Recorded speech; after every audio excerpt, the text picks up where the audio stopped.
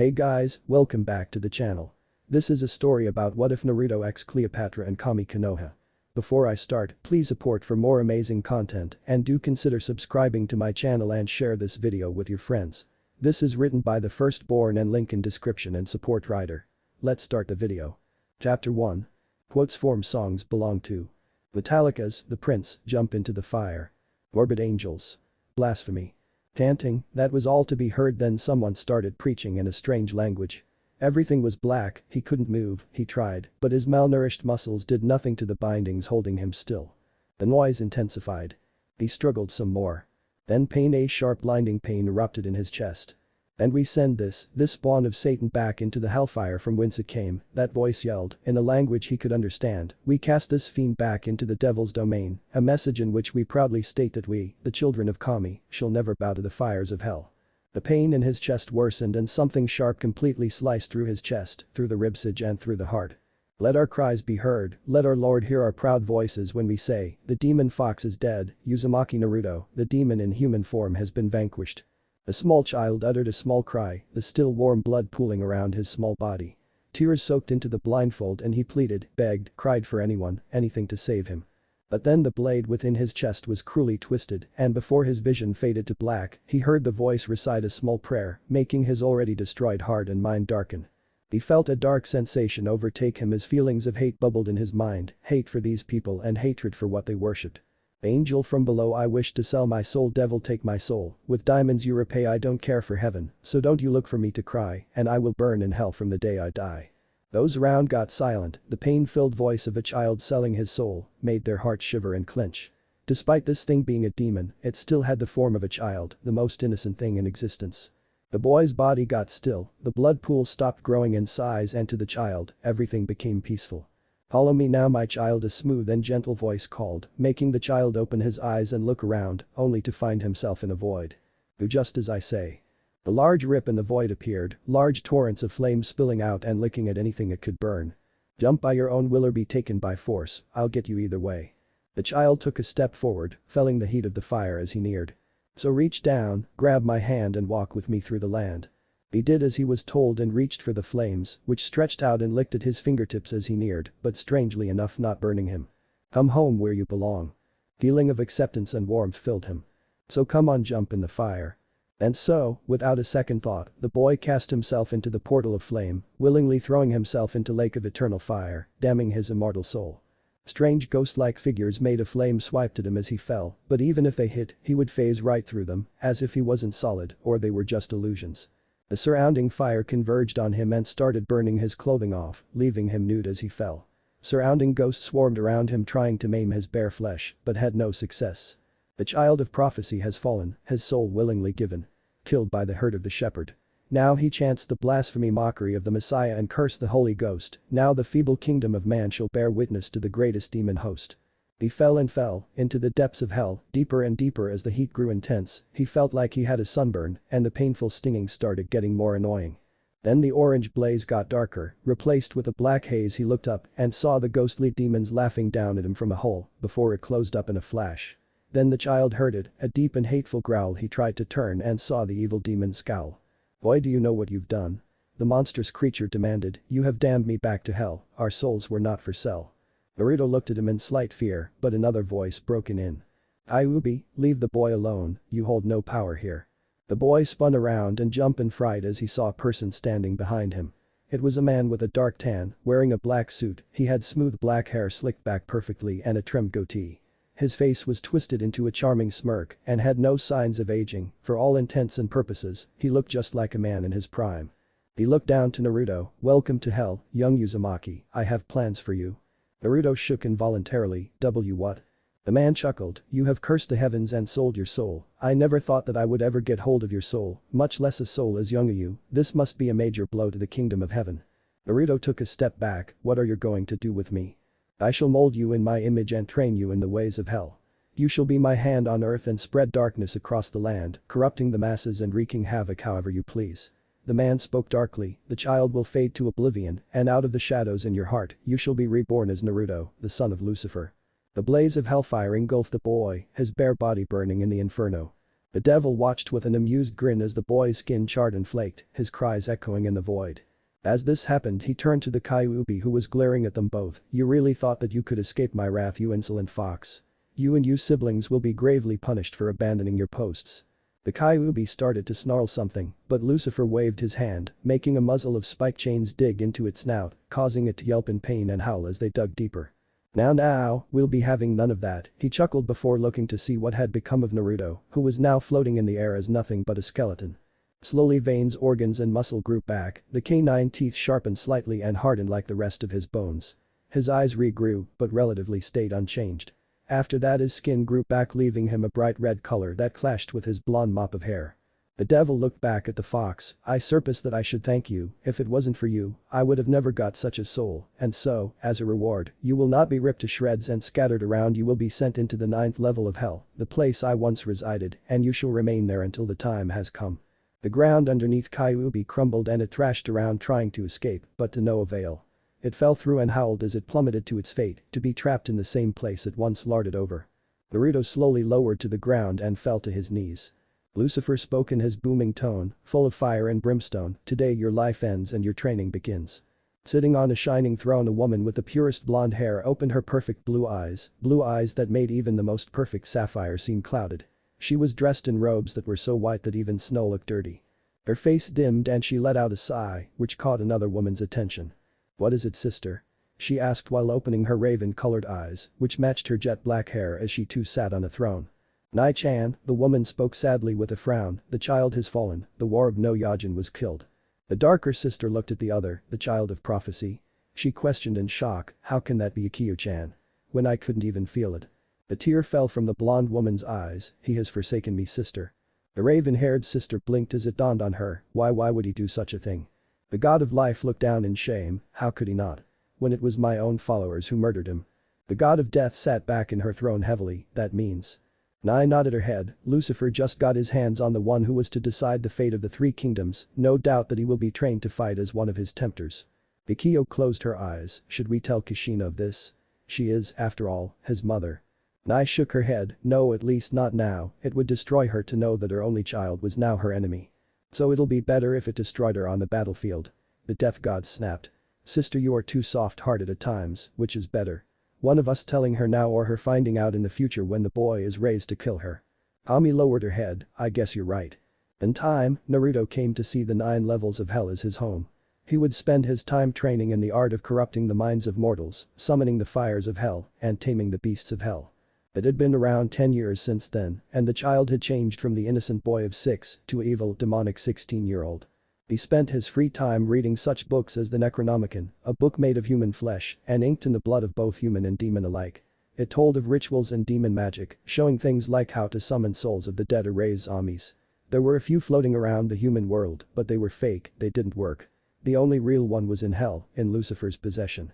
Another book he read was known as the Black Bible or the Unholy Bible, the devil's mockery to the Holy Bible. Lucifer had given him a copy as a gift, which he kept with him at all times. The child had read it so much that he could quote a lot of it, earning himself names like the Unholy Father.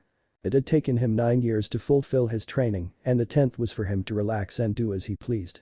He could still remember his training in manipulating a person's mind, making people succumb to their sins, be it lust, gluttony, greed, anger, heresy, violence, fraud, or treachery.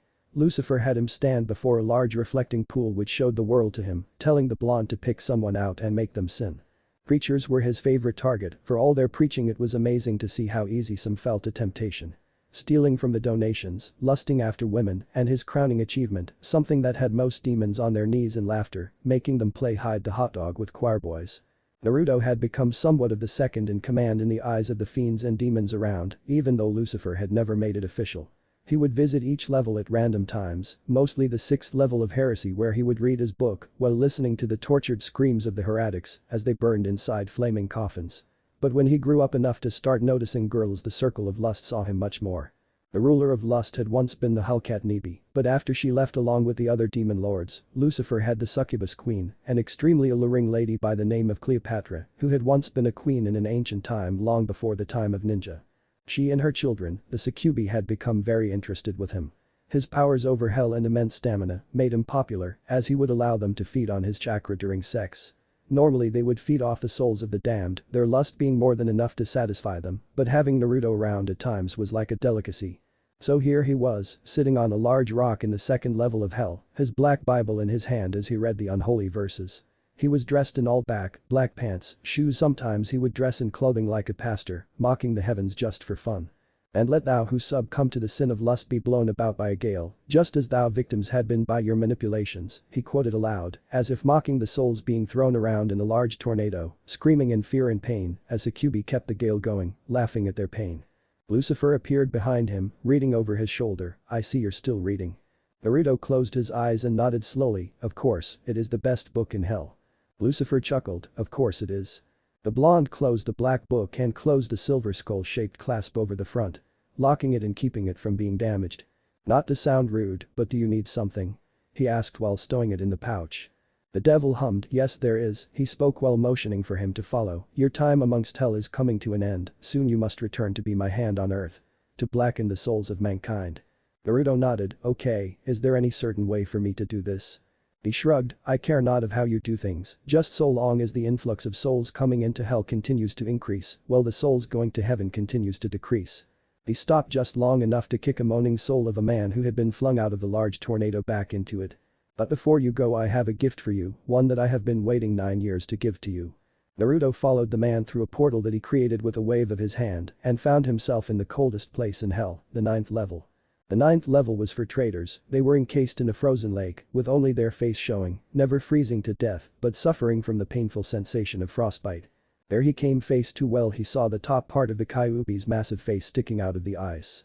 The large red eye looked around and saw the pair standing not too far away, then it closed its eyes and tried to ignore the pain again. Naruto, I give you, the Kyuubi no Kitsune, the once powerful demon fox is now yours to do with as you please, kill it, torture it, enslave it, I care not. It is only fair that you decide its fate. The blonde nodded and stepped forward towards the fox, the ice underneath his feet hissing as he walked. A perk of living in hell was that his own body temperature was a lot higher than before, which skyrocketed seeing as he embodied the fires of hell.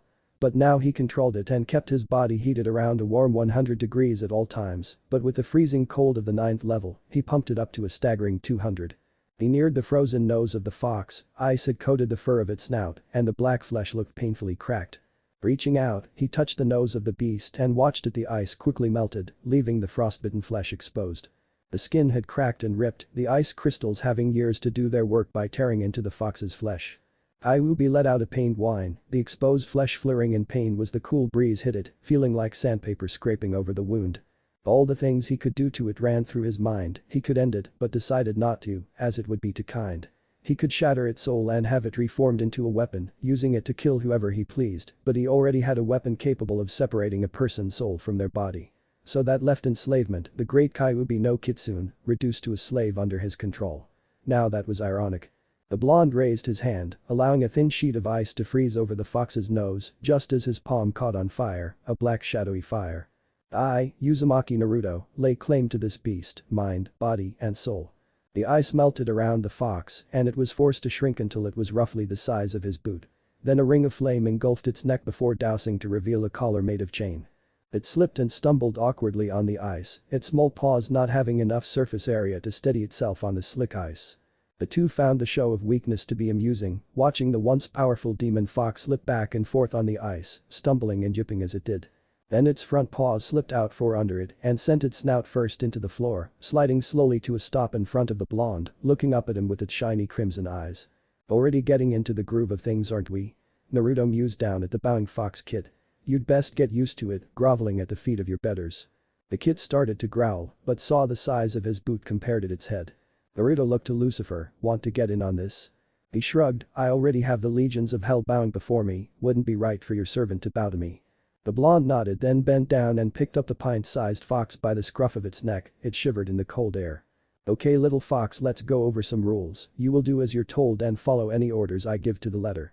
If I see fit you will be given a small amount of your power back. Refuse and freezing for all eternity here will be the least of your worries.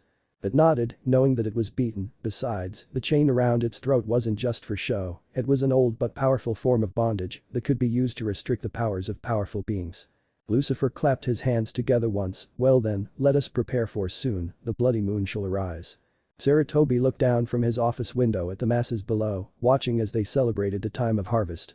It wasn't really important, just the night when the sun made the moon glow red, but people would use any excuse to throw a festival. Although, the Anbu and other ninja hated it, well, the ones roped into patrolling the area to keep the order, or what was left. He sighed and looked up at the crimson moon where a small twinkle caught his gaze. He watched in wonder as the twinkle grew in size, then not in awe as it turned out to be a shooting star. In the dry wasteland of wind country, everything was calm. Small lizards scurried across the cooled sand as the blazing sun had made it too hot to walk on. A rattlesnake slithered across the sand towards a place to coil up and stay warm as the sun was almost completely down. Then it stopped, its body getting into a lunging position while its tail started to rattle. The black portal opened, the sand below it turning to glass, while a pulse of wind kicked up a small dust storm. The boot stepped out, crushing the glass below it. Everything settled down and Naruto took a deep breath. I've forgotten what this would smell like, he mused to himself. The blonde took an even deeper sniff. The scent of anger and lust lingers here.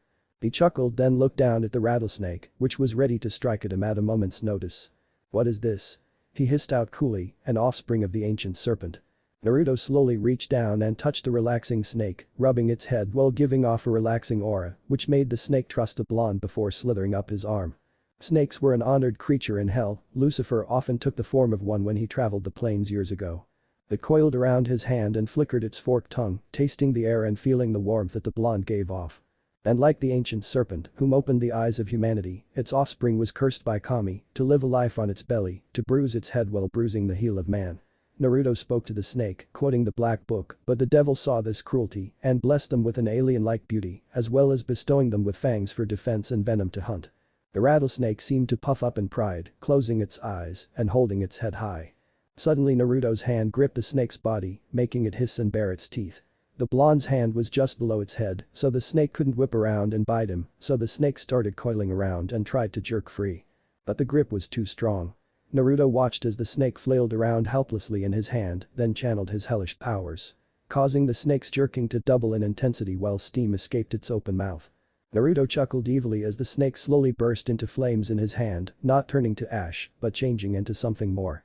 Soon the hellish blaze died down, and Naruto loosened his grip, allowing the one sandy brown snake to relax as it slithered around his arm. The snake was roughly 2.5 feet long, just a little bigger than before. It was also a little thicker but still thin enough to where his hand encased it. Its scales were also a different color, instead of the sandy shade of brown that helped it blend in, it was a reddish-black color, with 2 small horns above its yellow-red eyes. Master, it hissed while flickering its tongue, how may I serve you? The doors to the 2 gods' throne rooms opened and in glided an angelic woman, Kami-sama. The angels Kakable and Mika have sent word. Mika has confirmed that one of Satan's tempters has broken through the barrier and into human world. Kakable wishes to inform you that Archangel Adonal has safely traversed the space between heaven and earth to deal with this hell spawn. Kami nodded to the woman, thank you Gabriel. Gabriel bowed in respect to the 2 gods and flew off. You felt it too, right? Nai questioned her sister, the gateways between the 3 kingdoms weakened tonight. Bikio nodded, yes sister, it all reeks of Lucifer's taint, his darkness shielded it all from my visions, but not my senses, whatever it was, he didn't want us to see. In the desert of wind country the sun had finally set and with the fall of the sun, so did the temperature. Naruto walked along the dunes at a lazy pace, not that he had to, after all, he could be considered a twin of Lucifer the clone, as he had many of the same powers, one of which was to be anywhere at any time. But he found the stroll to be somewhat relaxing and somewhat amusing, as his high body temperature created a small amount of steam to rise from his skin as he walked in the cold air. A snake, which was a demonic species called a sulfur viper, a snake rarely seen on earth but plentiful in hell, was draped around his neck, enjoying the warmth. It was named the sulfur viper because its venom gave off the smell of sulfur. But the smell wasn't what made it deadly. When bitten by one, the victim would quickly feel pains around the wound as well as swelling. Then after the venom had time to move through the bloodstream, it would cause major blood clots followed by necrosis, which would rot the body from the inside out. The vipers weren't affected by ingesting their own poison, so after killing its prey it could eat without any ill effects. The viper, which informed him that its name was Urit due to the mental link that could be formed through any demonic or hellish entity by the blonde or Lucifer, was told by Naruto that its purpose in life was now to do whatever he told it. Not that it minded, after all Naruto made it clear that it was free to live however it pleased, but when Naruto summoned it, it would appear in a burst of flame then, once Naruto was done, would be sent back in the same manner. But with the cold desert sand, Yura asked that the bond allow him to ride on his shoulder, stating that the cold was unbearable. Naruto agreed, not really minding as the snake didn't bother him by sleeping while draped over his neck. He was traveling towards the closest village that he could sense, a place where he could feel a massive amount of wrath, or anger and rage. But the best part was that in that haze of hate and loathing, he could feel the presence of a human. He just had to meet this bundle of sin and see if he could do anything to better it. The forces of hell could always use beings such as this. On the border of river country and wind, a large object crashed into the ground, making a large crater in the earth and even sending a few rocks and trees flying through the air. From the crater flew a tanned man with long curly brown hair. He wore golden armor with a bright red cape, a old one-handed saber on his hip, and a pair of angel wings on his back. He was the Archangel Adonal. Adonal glided down to the ground and looked around. "This land of sinful taint lingers here," he said softly before closing his eyes. "The devil's retainer is here." The angel looked towards the southwest and flew into the sky, using his angelic powers to hid himself from the view of any humans. Naruto felt the angel's arrival. In a land full of sin such as this, it was easy to feel the sudden holy presence. Almost like turning on a flashlight in a dark abyss. He smirked and allowed his unholy aura to flare. Almost as if sending the holy being a message saying that I'm over here. The blonde had already reached Suna, Wind Country's hidden village, and had been searching out the person with such a large amount of wrath when he felt the holy arrival. Lucifer had warned him that he would possibly be hunted down by an angel for traveling into the human realm, but with his training, he was confident that he could handle it. Besides, he was in a village, so the angel would be at a disadvantage here, just like he would be in a church or some other holy area. Deciding to hold off his search, Naruto walked towards the large sandstone walls that surrounded the village and sat down on one of the benches, closing his eyes and feeling out the surrounding area. There were a few ninjas around, some watching the gates or patrolling the area. Civilians walked around chatting or working, nothing seemed amiss. That was if you couldn't feel the corruption somewhere in Suna. An hour passed until he felt it. The holy assassin sent to kill him was near. Naruto disappeared, not in a puff of smoke or a swirl of sand, he just vanished. Those around seemed shocked until the bench he had been sitting on was carved in two. "I was wondering when you would arrive, dog of Kami," Naruto spoke up on the wall. The wall underneath him exploded, rubble flying all around. Naruto sailed through the air and landed in a crouch, looking right at the place where the angel was. "You need not hide, dog, your holy taint makes you stick out like a flare." The angel appeared, his saber in hand. "You do not belong here, foul beast of hell, return to the bowels of hell from which you came." Again Naruto disappeared as the stone below him and behind his suffered the damage, a long crescent gorge carved into it. Naruto chuckled, showing off a mouth full of pointed teeth, almost like a shark's mouth, but pearly white and nearly perfect. "Your holy aura is wavering, dog of Kami, have you never fought a being such as I?" He disappeared and reappeared behind the angel, his fingernails turning into claws as he slashed at the archangel's back, sending him forward at the force and yelling in pain. "Foul creature." Adonal hissed, spinning and slashing his saber at the blonde. Naruto chuckled and leaned away from the blade before leaping off the wall and into the village, ignoring the people watching them fight or the ninjas who were waiting for orders. "You dare to call me a foul creature when you attack a village full of people, trying to kill me and endangering them?" Naruto spoke in a deep tone with another laugh. "Oh, how woefully ignorant you dogs are." Adonal looked at the people around and realized that the demon was right. He had been so blinded by his mission that he had forgotten about the innocents. His distracted state cost him. Naruto appeared behind him, punching the angel in the back of the head and throwing him over the edge of the high wall. Naruto watched as the archangel crashed into the ground and began to chuckle again, and behold, the angel has fallen to the serpent's fangs, he spoke, quoting a small part of the Black Bible. Adonal picked himself up, his heavenly saber still in hand as blood dripped from his nose. Angel or demon, in the human realm all beings bled and could be killed, that was why the wars between heaven and hell were fought here. The sand in the village wasn't as soft as one would think, most of it was here because of sandstorms and was usually cleared away. So not even an inch under the sand was pure stone, which broke the angel's nose upon impact. "I shall not fall to the likes of you, monster." Naruto frowned at the angel as he readied his weapon. "Pity, and I was feeling merciful." Adonal narrowed his eyes. "Your words are as empty as your soul, your kind knows no such thing as mercy." They rushed each other and ended up in a deadlock, Naruto using his claws to block the saber as they pushed against each other. "Your end is nigh, monster," the archangel hissed across from the demon. Naruto smirked back, "Only a man can kill a monster, not some heavenly dog such as you." Then Naruto broke the standoff, suffering a deep slice down the left side of his face, blinding him in that eye, while leaping back towards Adonal and biting him in the shoulder. The force being strong enough to shatter the collarbone, shoulder blade, and whatever other bones were underneath, making the angel scream. Unknown to either, a Redeed was watching from a building not too far away. A pair of pale green eyes watching the fight with an emotionless gaze.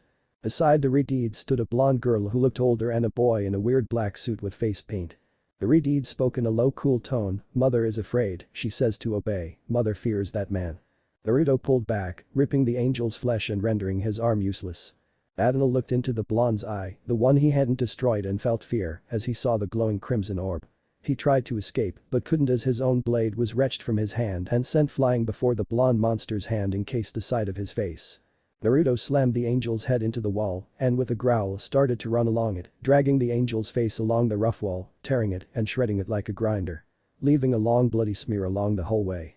Adonal soon stopped moving, blood pouring from his mouth and torn face. He tried to move but couldn't as the blonde slung him aside and back to where his sword had fallen. He reached out to grab it with his good arm but screamed as Naruto crushed it with his foot. Sneering down at the angel while picking up his saber. "Pathetic dog, return to your master and tell her of your failure," he said darkly before plunging the sword into Adonal's back, making him gasp and spit up blood. "Tell her that I, Uzumaki Naruto, have done this to you and that any more she sends will be dealt with accordingly." Naruto twisted the blade making his cry out, "Now, burn in a hellish blaze."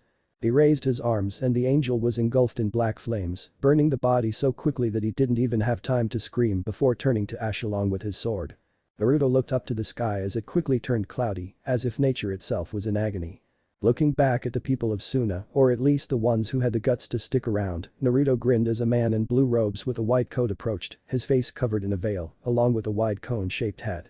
He stank of greed and envy, his eyes practically glowing from it. "You," he ordered pointing at the blonde, "you're under arrest for disturbing the peace and murdering that man." The blonde chuckled deeply, "'Tis no prison that could hold one such as me," he spoke while disappearing in the blink of an eye, reappearing just out of arm's reach from the Kazukiage. Even hell couldn't contain this devil. The Kazukiage gulped at the sight of his bloody grin, mouth full of pointed teeth and cheeks colored crimson, fresh blood pouring from the wound that blinded one eye. He cursed himself as he instinctively took a step back in fear, making the Suna ninjas around tense, getting ready for a fight. Naruto saw this and smirked, "Do you feel it, the fear that clouds your minds?" He asked nonchalant, as if he hadn't just lost his eye or killed the person who gave him said wound. "The fear of knowing that you face an impossible task, the task of taking down something much stronger than yourselves." His words made them tense up further. Making him laugh, "I can feel it, like a wild animal I can feel your fears, I feed on them, they make me stronger."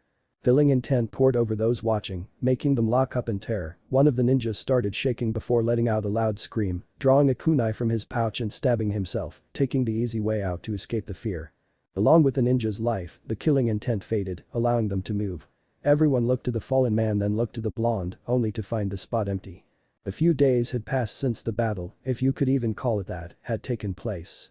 The Kazukiage had the whole village searched top to bottom to try and find the blonde, but unknown to them, Naruto, like Lucifer, he had the power to shape-shift, which made it child's play to hide in plain sight while letting his eye heal, which took longer since it was a holy weapon that caused it. Being situated in a desert made Suna a tough place to live, extremely hot days and freezing cold nights made the village a proverbial hellhole. Add humans to the mix and you had Naruto's dream training ground. People here were much more susceptible to his manipulations than he thought. The irritation of sand getting into personal places, the heat and higher prices of food and water caused by the difficulty of shipping goods across the vast desert made them easy targets.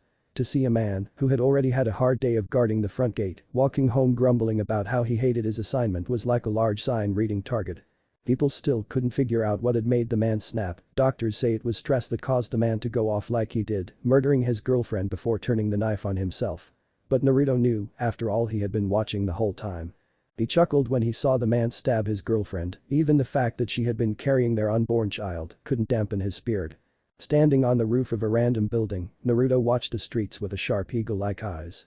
He was dressed in standard Suna ninja clothing with long black hair pulled into a ponytail. The disguise was nearly perfect, he had the clothing, the weapons, even a near-perfect replica of the Suna forehead protector, but if they asked for any ID he would be caught in a sense. He had found the person he had been looking for, a girl with long red hair and a large gourd on her back with a teddy bear on her hip. People were afraid of her, calling her a monster or demon when they saw her. Children ran away from her, and the adults kept their distance. It seemed that the only two people who even stood within an arm's length was her older siblings, a blonde girl and a transvestite that wore too much makeup. Naruto crouched down and watched said girl walk down the road by herself. A group of young children were tossing a ball back and forth in the road in front of her. One boy missed and it went bouncing towards the Redeed, coming to a stop at her foot. The child stopped when he saw the teen and stuttered apologies, saying to keep it before running away in fright. The girl bent down and picked it up, her blank face betraying nothing as she tossed it aside. She was obviously used to this kind of thing and just continued walking. Sad, isn't it? The girl stopped and turned around slowly, her face still as blank as before. She barely acknowledged the man as he stood just feet away, out of her reach, but not her sans. Children fear you, adults hate you, yet you work for them. Now, what kind of demonic monster would do that? Ara looked at him blankly. Did they hire you to kill me as well? The man hummed, so they try to kill you too. No one will end my existence. For the first time her tone wasn't cold and dead, it had an undertone of hate. The man's eyes flashed red. Is that so? He questioned with a smirk. You'll destroy anything that threatens your further existence. Ara didn't speak, only watched him with her cold gaze. If I remember correctly, it was the Kazakiage that continues to send assassins. Your own father is the one attempting to rid the village of you. He started to walk towards her, the cork in the top of her gourd popping off, allowing her sand to creep out and pour onto the surrounding ground, ready to attack at a moment's notice. A single, small burst of Kai was all it took. The sand surged forward to crush the man, but he disappeared from view and reappeared just 2 feet away from her face, well past the rapidly returning sand. Ara's eyes widened in fear as the man got past her defense. She made an attempt to jump back, but his hand had already encased her neck and was lifting her up off the ground. An ungodly surge of power coursed through her, making her mother demon scream inside her mind, which forced the iron sand to fall uselessly to the floor.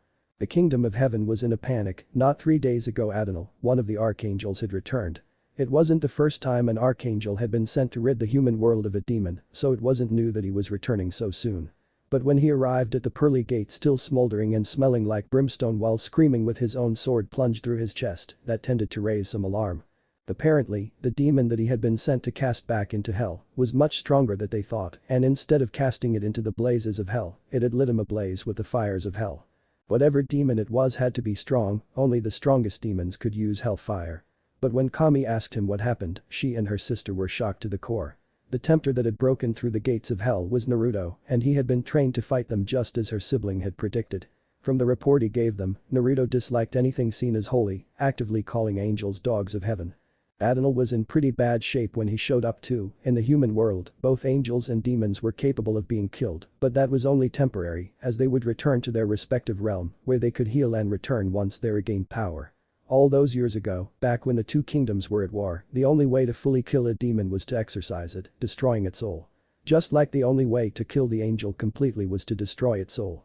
Both sides had their ways. The angels would bless their weapons and use holy water to poison the demons, some even had their weapons blessed in the waters. Demons on the other hand had found various ways besides swords to shatter souls. Vengeful spirits, which they named wraiths, seemed to be able to phase through their bodies and directly attack the soul. Some even had the strange power to raise the dead to use as cannon fodder. But even with a seemingly one-sided war going on, neither gained the upper hand. Soon, meaning years and years later, they called a ceasefire and retreated back to their kingdoms, which allowed a new kingdom to form in the war-torn realm, the kingdom of humans. The prophecy had been told that a child from the final kingdom would rise, cursed by a burden that should never be carried. It told that the child would rise up and decide the fates of the 3 kingdoms, the kingdom of humans, the kingdom of hell, or the kingdom of heaven. It would be him who would decide who could control the final kingdom. Rather, heaven was to guide the humans to salvation, hell got to drive them to ruin, or if they, for all their faults, deserved to live their own lives as they saw fit. That day 16 years ago, when Nai had been summoned out of the blue to seal Kyuubi into the child, they both knew that the time of the prophecy was drawing near. Neither should see into the future like their estranged sister Fate, whom had foretold the prophecy, so neither could have known what would happen. It was as fate had told them, I must run my course, meaning that no matter what they tried, the prophecy would happen one way or the other. They both knew better than to mess with her. They had seen what had happened to Oedipus the king, when not only he, but his parents tried to stop fate. His mother and father had heard the wise blind prophet tell them that their child would kill his father and bed his mother. In fear, they tried to have the boy killed, but the soft heart of the man they sent to leave the boy to die had given the babe to a kind family. Oedipus, who they had named because of his swollen feet, grew up and became a man. Then he heard a fortune teller tell him the very same tale that his parents heard. Fearing that he would kill the man whom he thought his father, he ran away and murdered a group of men on the road for pushing him around and looking down on him. Later he saved the kingdom from a beast and won the right to marry the queen, becoming he king. Years later, he finally learned that the prophecy had indeed come true. The woman whom had given him 3 daughters was in fact his mother, and the 3 girls were not only his children, but his sisters. The queen, whom had figured it out just minutes before him, hung herself and in a fit, Oedipus gouged his own eyes out with the brooch his mother-wife had been wearing. Fate was their older sister, she had power over both life and death, not to the extent that they had, but they knew she had them beat on a one-on-one match. Not that they would fight each other, they all loved each other very much, but the lesson was there, don't tempt fate. Naruto looked at the girl kneeling down at his feet, coughing and holding her neck where he had been holding her up. I can feel your soul, maiden of Amon, demon of anger. You two possess a damned soul intertwined with another I know Amon, and that mark on your forehead looks like his work, you wish to be loved and your wrath or should I say, your demon prevents it. The blonde walked around her and couched down, pulling the large sand-full gourd from her back and tossing it aside. He then grabbed the bottom of her shirt and raised it, exposing her bare, pale back to him. The girl shuddered, unused to the strange feeling he was causing her to feel. She had no hope, if she ever had any, that anyone would help her. After catching her, the man used his strange body flicker to take them far from the village, out in the middle of the open desert. Naruto pressed his finger into her back and pushed his chakra into her body, making a large seal appear in the small of her back. I see, he spoke after a minute, Amon didn't do this, this is the work of a human. I should have known, had Amon found that traitorous Tanuki he wouldn't have sealed him, he would have dragged it back to hell for Lucifer. She felt his finger trace the seal on her back and didn't suppress a shudder, what are you doing to me? She demanded harshly, but unable to hide the small moan that followed. Naruto's hand snaked around her side and ghosted over her belly, his other hand grabbing her neck lightly and pulling her back into his chest. At first I thought that Amon had chosen you for himself, placing the Tanuki and intertwining his soul with yours ensures that you go to hell after death. I figured that he was waiting for your arrival to ravage your pure untouched body after all, why would that sand keep other humans from touching you? His hotter than humanly possible breath rolled across her neck and ear. I had to check the mark to ensure it, but instead of finding his personal mark, some bastardized version was placed. A rather weak one at that. Gaara stiffened when he touched her chest, playing with her body. I must admit my dear that I was slightly jealous of Amon when I first realized, your sinful aura is quite attractive, you'd be surprised at the story it tells, murder of innocents and uncontrollable anger aren't the only sins you've committed, you seem to have committed blood treason. The girl barely heard him, her body tingling and heating up as things started to tighten inside her like a coil. She never even felt his hand leave her neck and unbuckle her pants. I'm going to be honest with you, he spoke, his tone dark and evil, I'm not human anymore, I'm the first horseman of hell, a retainer to Lord Lucifer the devil. I've come to spread the word of evil and corrupt the word, no doubt you've heard of my work not long ago, when I had that ninja murder his wife and child, but that is irrelevant. He stopped just long enough to lick her neck and flick her earlobe with his tongue, the only thing keeping me from taking the only innocence you have left was what I thought was Amon's mark, but now. Her pants fell to her knees, and since she was still on her knees with the blonde behind her, she barely noticed and was busy trying to understand the strange new sensations. The next thing Gaara knew, she was laying on her back looking up at the blonde who gave her a fox-like smirk, his pointed teeth making the sight all the more wild. Your innocence is mine. Suddenly she felt something that she hadn't felt since her uncle died trying to kill her, unlike them it was emotional, but this time she felt physical pain, as well as the strange fullness in between her spread thighs. Naruto laughed darkly as he indulged in the pleasures of the flesh, sure this was a technical rape, but he was an high-ranking demon, his place was in hell, so what did he have to fear? The girl underneath him, while not fully understanding the pain and pleasure, hadn't put up a fight at all. He slowly started to thrust back and forth inside the girl's womanhood and soon, the inexperienced newly minted woman had experienced her first ever orgasm. Her breath shuddering, Gaara looked up at the blonde on top of her as he continued to fuck her, the small numbness from that strange feeling, just moments before allowing her the ability before it faded, making her scream as his thrusting rubbed against an extremely sensitive spot. Naruto soon reached his own end, her tight wet womanhood bringing him to orgasm faster than the sex demons had. He buried himself in as deep as he could, your soul, mind and body now belong to me, he grunted before biting down on the junction between her shoulder and neck, leaving a bloody mark as he pulled back and filled her completely with his seed. Pale green eyes stared into cruel icy blue. Gaara huffed in exhaustion for a few minutes before working up the strength to ask, just who what are you? I am the being that soweth discord among brethren, a deceitful witness that uttereth lies. A being whom processes feet that are swift to run into mischief, Wam's hand shed innocent blood, Wam's heart devises wicked plots. I have a proud look in the lying tongue. I am Naruto, horseman of hell, the unholy father, I am the agent of hell. I would change Gaara's name to something more womanly, but it's easier for me this way. Besides there are some cute girls with boy names. Tears still in her eyes, Tamari picked her sister up and cradled her, shh, it's okay Gaara-chan, sister's here. She sniffed while trying to clean her up. The younger girl tried to talk again but was unable to. What was that? I believe she said, "Go away, I want to keep going," a voice said from behind. Tamari gasped and turned, only to meet cold, cruel blue eyes and sharp white teeth just before a fist impacted with her temple, sending her spiraling into darkness as the flashlight went out. Tamari woke with a start, sitting up and looking around like a frightened animal. She was in her room, alone. The clock beside her bed said that it was around 6 in the morning. She sighed in relief, realizing that it had been all just a dream. Tamari, hurry up, you're going to miss breakfast. She heard Kankuro call from the other side of the door. Throwing the blankets to the side, she realized that she was still dressed in her clothing from the night before. Her heart thumped in her chest. It was just a dream, right? She questioned herself while getting out of bed. Standing up, her sandals stepped on something and crushed it, the sound of breaking glass making her heart race as she looked down to see her flashlight, the lens broken while the hard plastic case was badly damaged. "Ara!" she screamed in her mind. The girl raced out the room, nearly throwing Kankuro down when the door slammed into him before racing down the hall and strong-arming the simple wooden door to Gaara's room. It swung open, denting the wall as the door's top failed to do its job. The room was Spartan, even by ninja standards. The simple bed sat against the wall across from a bare desk and a dresser. The window was closed and the curtains were pulled too, keeping the light down to a minimum. She looked around for any sign of her sister and started getting frantic. "What are you doing?"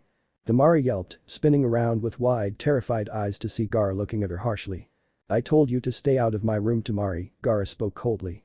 Laughing nervously but greatly relieved, Tamari inched out of the room and around her sister. Sorry Gaara-chan, just wanted to tell you that breakfast is ready." Gaara narrowed her pale green eyes and walked past her, turning and slamming the door to her room, leaving Tamari in the hall. Kankuro, who had taken cover around a corner, walked up to her. "Woo, that was a close one." Tamari nodded, "Yeah." Kankuro looked at her face and blinked. "Tamari, what happened?" "Huh? How'd you get that bruise on your cheek?" Her heart dropped. Slamming the door to her room, Gaara was shocked to find Naruto leaning against the wall where the door had slammed with a smirk. "Your lovely sister is quite nosy," he hummed with his arms crossed before holding something up. "She's quite the freak too, found a collection of toys in her dresser last night." Had she any shame, Gaara would have blushed at the sight of the pink bead vibrator. "I'm sure she wouldn't miss one, not like she could use them all at once, besides you're going to use it a lot more than her later on. Your stamina is pathetic, passing out in the middle of our gangbang like that." At this, Gaara looked down. Naruto pushed himself off the wall and locked the door beside him with a big grin. "Your self-training begins now, take your pants off," Naruto ordered while twirling the bead in his hand by the cord which connected to a small box remote. The girl did as ordered, so Naruto laid her on the bed, spreading her legs and pushing her panties aside. The blonde devil slid the bead inside her nether lips and pulled her underwear back in place. "You'll start on its lowest setting," he told her, while grabbing some of the white wrappings that she used around her ankles and wrapping it around her thigh, turning the bead on and sliding the remote next to her inner thigh while she squirmed. "You might want to keep some extra panties on hand or some of those maxi pads handy, because you're only allowed to stop this when you bathe," Naruto told her while dragging his finger across her pale thigh. "Why yes, my lord," she stuttered as the vibrator worked its magic. "Good, I eagerly await our next meeting, little Tanuki. Grow strong and make me proud to have made you one of my maidens. I have some business to take care of somewhere else." And with that, Gaara was left alone in the room, her heavy breathing being the only sound made. Aiko Koyama was an all-around good woman. If you asked the villagers who they would trust to get help or personal advice from, 1 out of 7 would name her. She was born and raised in Konoha. Her parents took her to church every Sunday. She joined the choir as a little girl, where she met the boy of her dreams. They started dating in civilian school and got married right after graduating, then had 2 beautiful twins. Her husband got work at a bank and was very good at what he did. She stayed at home and raised the children like a good housewife, cooking and cleaning until he come home, where they would kiss at the door, have dinner, play a game or watch a movie with the kids, then go off to bed. Just like her parents did, Aiko took them to church on Sunday. She would teach Sunday school with the children and would help out with anything that was going on at the church. But despite her good God-loving appearance, she had a dark secret: she was a murderer. Years ago, she joined in on a group of her fellow churchgoers to exorcise that demon from their village. She had joined in on the plan to kidnap and kill the little demon. She loathed to admit it, but when they finally killed him, she had been expecting to see something, like a screaming ghost, the body burst into flames, anything. But nothing happened. The small fragile body just laid there in a pool of blood with the sword through his chest.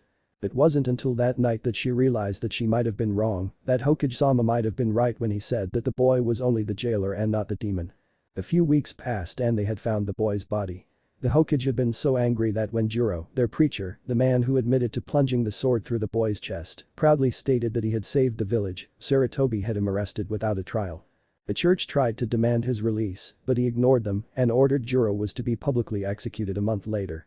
No one heard anything from Juro that whole month and showed up with a petition signed by most of the civilian council to have him released and honored, but the Hokage took it and ripped the papers in half. She would never forget that day. Juro was marched down Main Street, his body covered in bruises and wounds, his bare back was covered in burns and long scars from what looked like a whip. One of his eyes were missing along with most of his teeth and a few of his fingers. Flashback. Anbu matched him up the steps to the raised platform where the hangman's noose was waiting.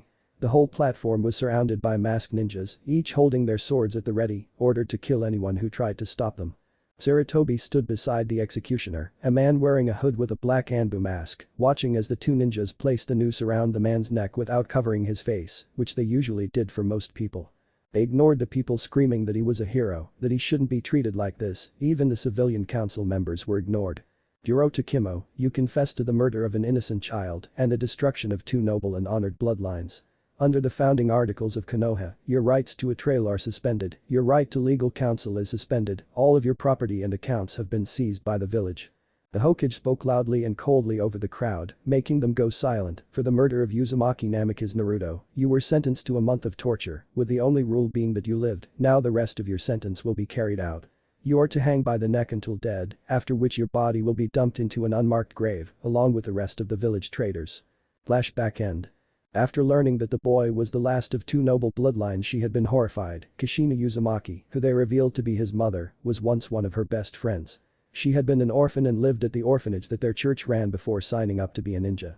Even after she graduated, Kushina still came in on Sunday for church and to sing in the choir whenever she could. Aiko sighed to herself while standing in front of her mirror while waiting for the water to warm. Her husband was already in bed as well as her children, so she didn't worry about using all the hot water. She dropped her bathrobe and stepped into the tub with a giggle. The water was so warm and eased her tense muscles. Aiko closed her eyes and let out a long groan before dipping her mouth and nose under the water. A second passed as she went to sit up, only to find that she was unable. Panic set in as her lungs burned, crying out for air. Suddenly she was able to move again and sat up in a flash, gasping and coughing while cutting off the water. Aiko looked around, freaked out at what happened, and used her foot to hit the small switch that would drain the water. She wouldn't be finishing her bath tonight in fear of a repeat performance. Stepping out on a small towel to catch the water, she grabbed her large towel to dry off only to gasp as the lights went out. They didn't stay out long and flicked back on a few seconds later. She closed her eyes and sat on the rim of the tub, trying to calm her thumping heart. Opening them, she looked at the large fogged-up mirror above the bathroom counter and saw what looked like writing made by tiny fingers. "Angel from below, the one who took my soul." Aiko's breath hitched as she saw the words. There was a tiny handprint below it, as well as a small arrow pointing up. She did and began to panic when she saw that her reflection now had 3 lines on each cheek. The lights flickered on and off again, her eyes never leaving the mirror as a young blonde appeared behind her in the reflection only to disappear when the lights flickered. When she saw the boy from her past, she screamed loudly, waking her husband up in the next room.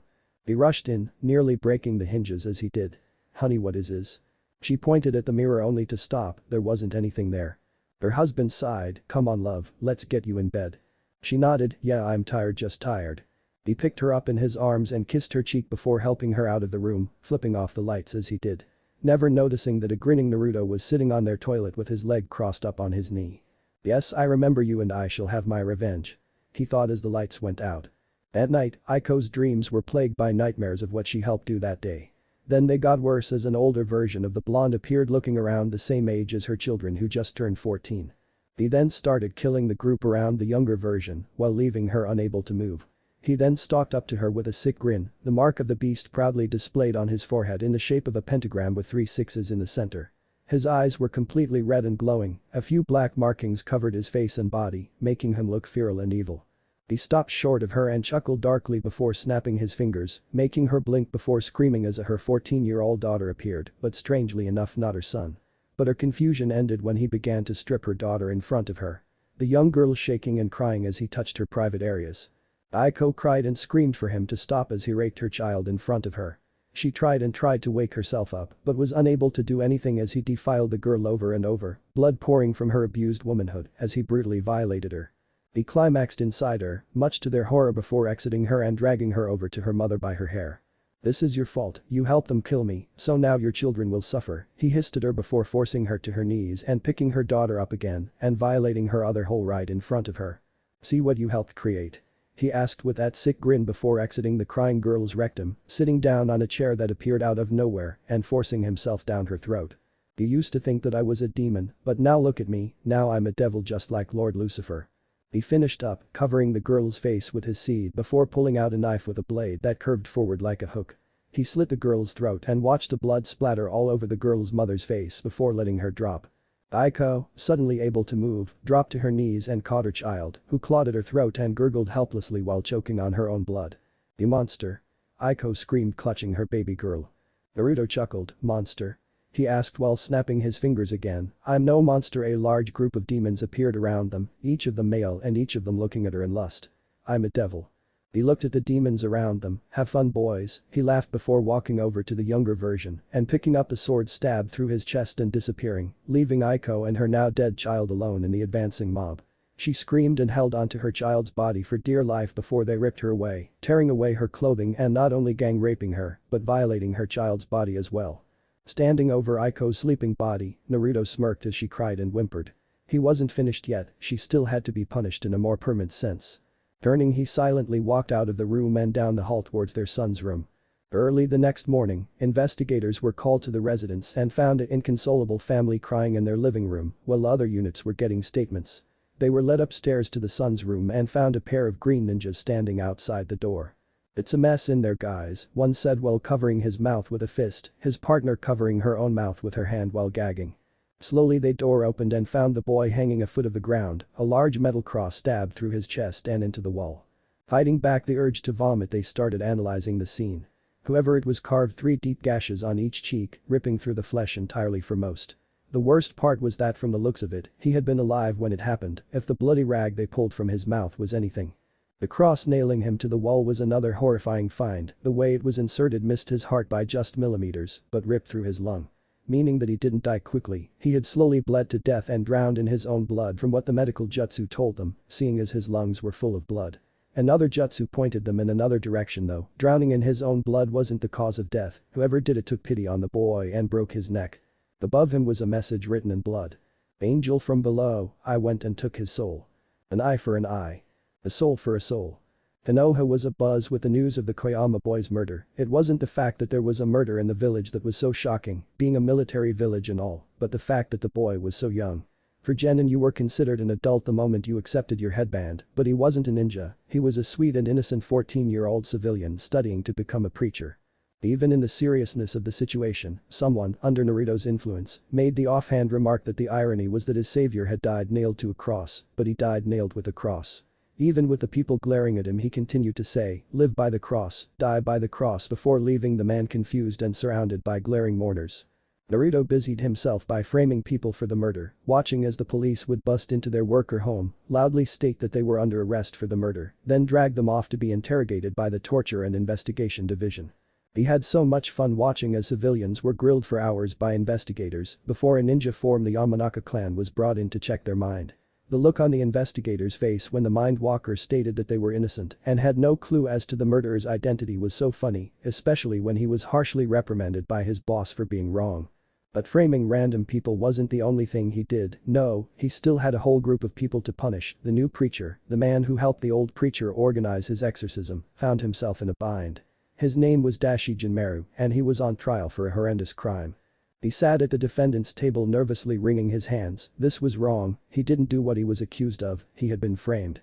But despite knowing that he was innocent, they had a strong case against him and evidence that made him look extremely guilty. "Your Honor," the prosecutor spoke from his table, "we would like to call the victim up to the stand." The prosecutor was a young man, blonde man with slick back hair. He was dressed in a black suit with a dark red tie and had a pearly white disarming smile. Dashi could tell he was in trouble, even his court-appointed lawyer seemed nervous. This man had a way with words, he had only given his opening statement, but that alone seemed to cement his guilt. The judge nodded and the bailiff, a female Anbu, turned to the door beside her that led to a small room and walked in. She was only gone for a minute before she returned, holding the hand of a small frightened-looking boy with light brown hair and the greenest, most innocent-looking eyes you'll ever see. She guided him around to the witness chair and helped him up before moving to stand beside next to the door, glaring at the man through her mask as she passed by. "Mr. Renzo, please approach the bench," the judge asked before he could start. The blonde nodded and walked up, looking up at the man with his blue eyes. The judge knelt over the desk. He was an elderly man with a white beard and a bald head. "Mr. Renzo, before you start I wanted to remind you of the delicacy of this case. Do not badger this boy, he's been through enough already and shouldn't have to relive it." Renzo nodded. "I understand, Your Honor, the child's comfort has always come before the case, and I thank you for your concern. But it is unneeded, and I'll thank you not to question my ability to do my job," he said with his disarming smile before turning and walking to step in front of the boy's stand. The blonde gave the boy a kind smile. "Hello, my name is Jin Renzo, and I'd like to ask you a few questions, is that okay with you?" The boy nodded shyly. "Good, now remember, you don't have to answer any of these questions if they make you feel uncomfortable, okay?" The boy nodded again. "Good, you're a very brave boy for doing this. Now, can you tell us your name?" Renzo asked gently. "Why Yashiro," he stuttered shyly. Renzo nodded. "Well Yoshino, can you tell us how old you are?" The other lawyer jumped up. "Your Honor, how are these questions relevant to the case?" The judge looked at Renzo. "Mr. Renzo, please explain." Renzo nodded and turned, looking at the jury as well as the others sitting in on the public trial before looking at the judge. "Your Honor, I'm simply trying to convey to the jury the seriousness of the crime in which the defendant is charged with. I'm sure that everyone will agree, in a case as delicate as this all the facts must be presented to the court to ensure that a fair sentence is handed out. In this case I'm sure that the questions I have asked are completely relevant to the case and that the Mr. Jinmaru's public defendant is only trying to stall and have you stop my questioning." The judge nodded. "Please continue." Renzo nodded and walked back up to the child. "Sorry about that, now can you tell me how old you are?" Yoshino nodded slowly. "I'm 6.5, he stated proudly, but still looking down shyly. "By such a big boy," Renzo said in a kind voice, "I almost thought you were 10. His words seemed to make the boy giggle for the first time during the trial. "Yoshino, can you tell me, do you recognize anyone here besides your parents?" At this the boy looked nervously at Dashi and slowly pointed at him with his small, shaking hand. Mr. G. Jinmaru, he's the preacher at mommy's church." Renzo nodded slowly. "I see, and was he the one who touched you?" The other lawyer wasn't quick enough to object as Yoshino burst out in tears and screamed, "Why yes he put his teeth in me," drowning out the lawyer's yell. Dashi felt his heart drop as he saw everyone glaring at him. Renzo looked at the jury then at the boy who sobbed that he wanted to go home. "Your Honor, we both know that the boy is no longer in a state to be questioned. Allow his parents to take him home, he deserves to rest and heal from this atrocity." The other lawyer stood up. "I want to cross-examine the boy, Your Honor." Renzo whirled around and glared at the man. "He is in no shape to be badgered by you, we heard his testimony, and we don't need you making things harder on him that they already are. Need I remind you that his testimony was only a small part of this? We have documented evidence, pictures, statements from respected doctors that checked him out after what happened, and let's not forget, DNA found inside the victim. Frankly, this trial is just a formality, as the overwhelming evidence leaves no room for reasonable doubt." The blonde watched as the lawyer slowly sat down, quietly withdrawing his statement much to Dashi's horror. The Anbu walked over, helped the young boy off the stand, and walked him over to where his mother had sat in a chair next to the room they had been in. His father had sat beside Jin Renzo as the plaintiff during the trial, since Yoshino had been too young, saying that his son didn't need to be paraded around and forced to be the center of attention. The jury left the room for only a minute, as if they stepped into the room only to say guilty before walking back out and taking their seats. The foreman stood up. "Your Honor, we the jury find Dashi Jinmaru guilty." It didn't come as a surprise to anyone, the case had been so one-sided the whole time that an innocent verdict would have been a miracle. The judge cleared his throat. "Mr. Jinmaru, you are found guilty of aggravated sexual assault of a minor and are be sentenced to serve the mandatory minimum sentence of 25 years in Fire Country's maximum security prison." As his fate was sealed, Dashi covered his face with his hands and began to pray, trying not to look at the glaring people at his trial and never noticing Jin Renzo's shark-like green or crimson red eyes. The bailiff grabbed him by the arm and cuffed his hands behind his back roughly. In her mind, this thing wasn't a man, it took a sick mind to rape a little child, and he deserved everything that came to him. "Ido," the boy's father let out a sigh as he turned to Renzo. "Thank you, Mr. Renzo," he said, holding out his hand. "Thank you for doing this for us." Renzo shook it. "It's my pleasure, Mr. Kaido, I just wish we met under better conditions. Oh, and don't worry about paying me, people like Jinmaru sicken me." The blonde pulled a pair of sunglasses out from his pocket and put them on his face before picking up a slim leather briefcase. "My work here is done, I hope to never see you again in this room." Ido watched as the lawyer left the room and disappeared behind the doors. He walked into the room where his wife and child were waiting, giving them both a big hug when he saw them. "Is it over?" she asked as the three hugged with tears in her eyes. Ido nodded, "Yes, thanks to Mr. Renzo, that monster will never do such a thing again. He made sure of it." A week later in Fire Country Prison. When you think of a prisoner, you think of a hardened thug ready to stab you with a shank at any given time or ass rape you in the shower. Someone with nothing to lose and willing to do anything no matter what. But only a small group of felons were like that. Yes, most would kill you if it came down to a kill or be killed moment. The guards knew this and were trained to deal with them all. The more hot-headed ones were watched closer though, but they'd seen some scary stuff in their line of work. Most prisoners here really didn't get many visitors, so when a guard came over the intercom yelling out for a prisoner 23 to 445-23, aka Ryo, to report in, because he had a visitor, many were surprised. Ryo was a lifer here at the prison, not for what he did on the outside, but for murdering 3 other prisoners.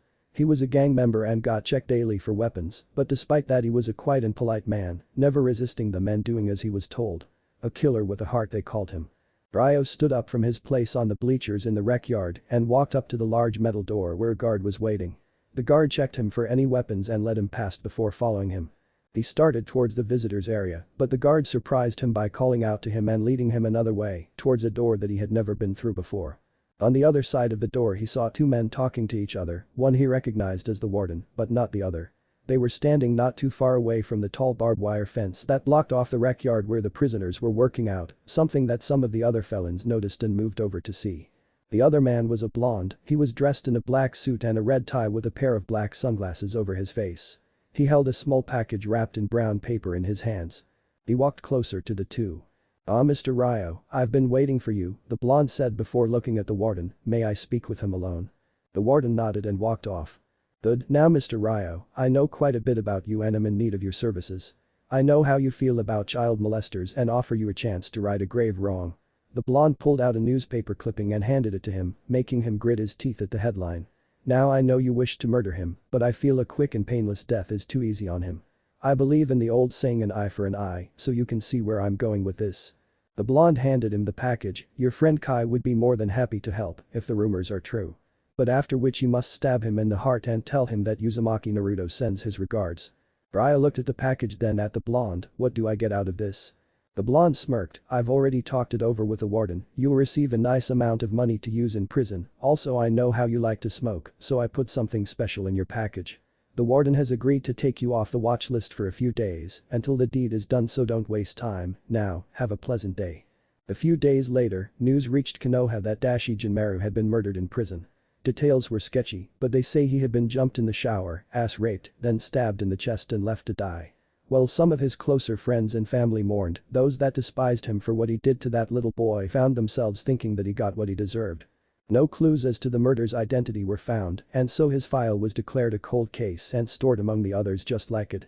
Never to be solved and doomed to be forgotten. Konoha, Hokage Tower. Noon. Garrison Saratobi walked up the steps to his office in the Hokage Tower. Despite his old age, stairs weren't a problem for him. Like most people his age, he had a relatively fit body and he took care of his joints. He had just finished eating lunch in town, having been ahead in his work for the first time in ages.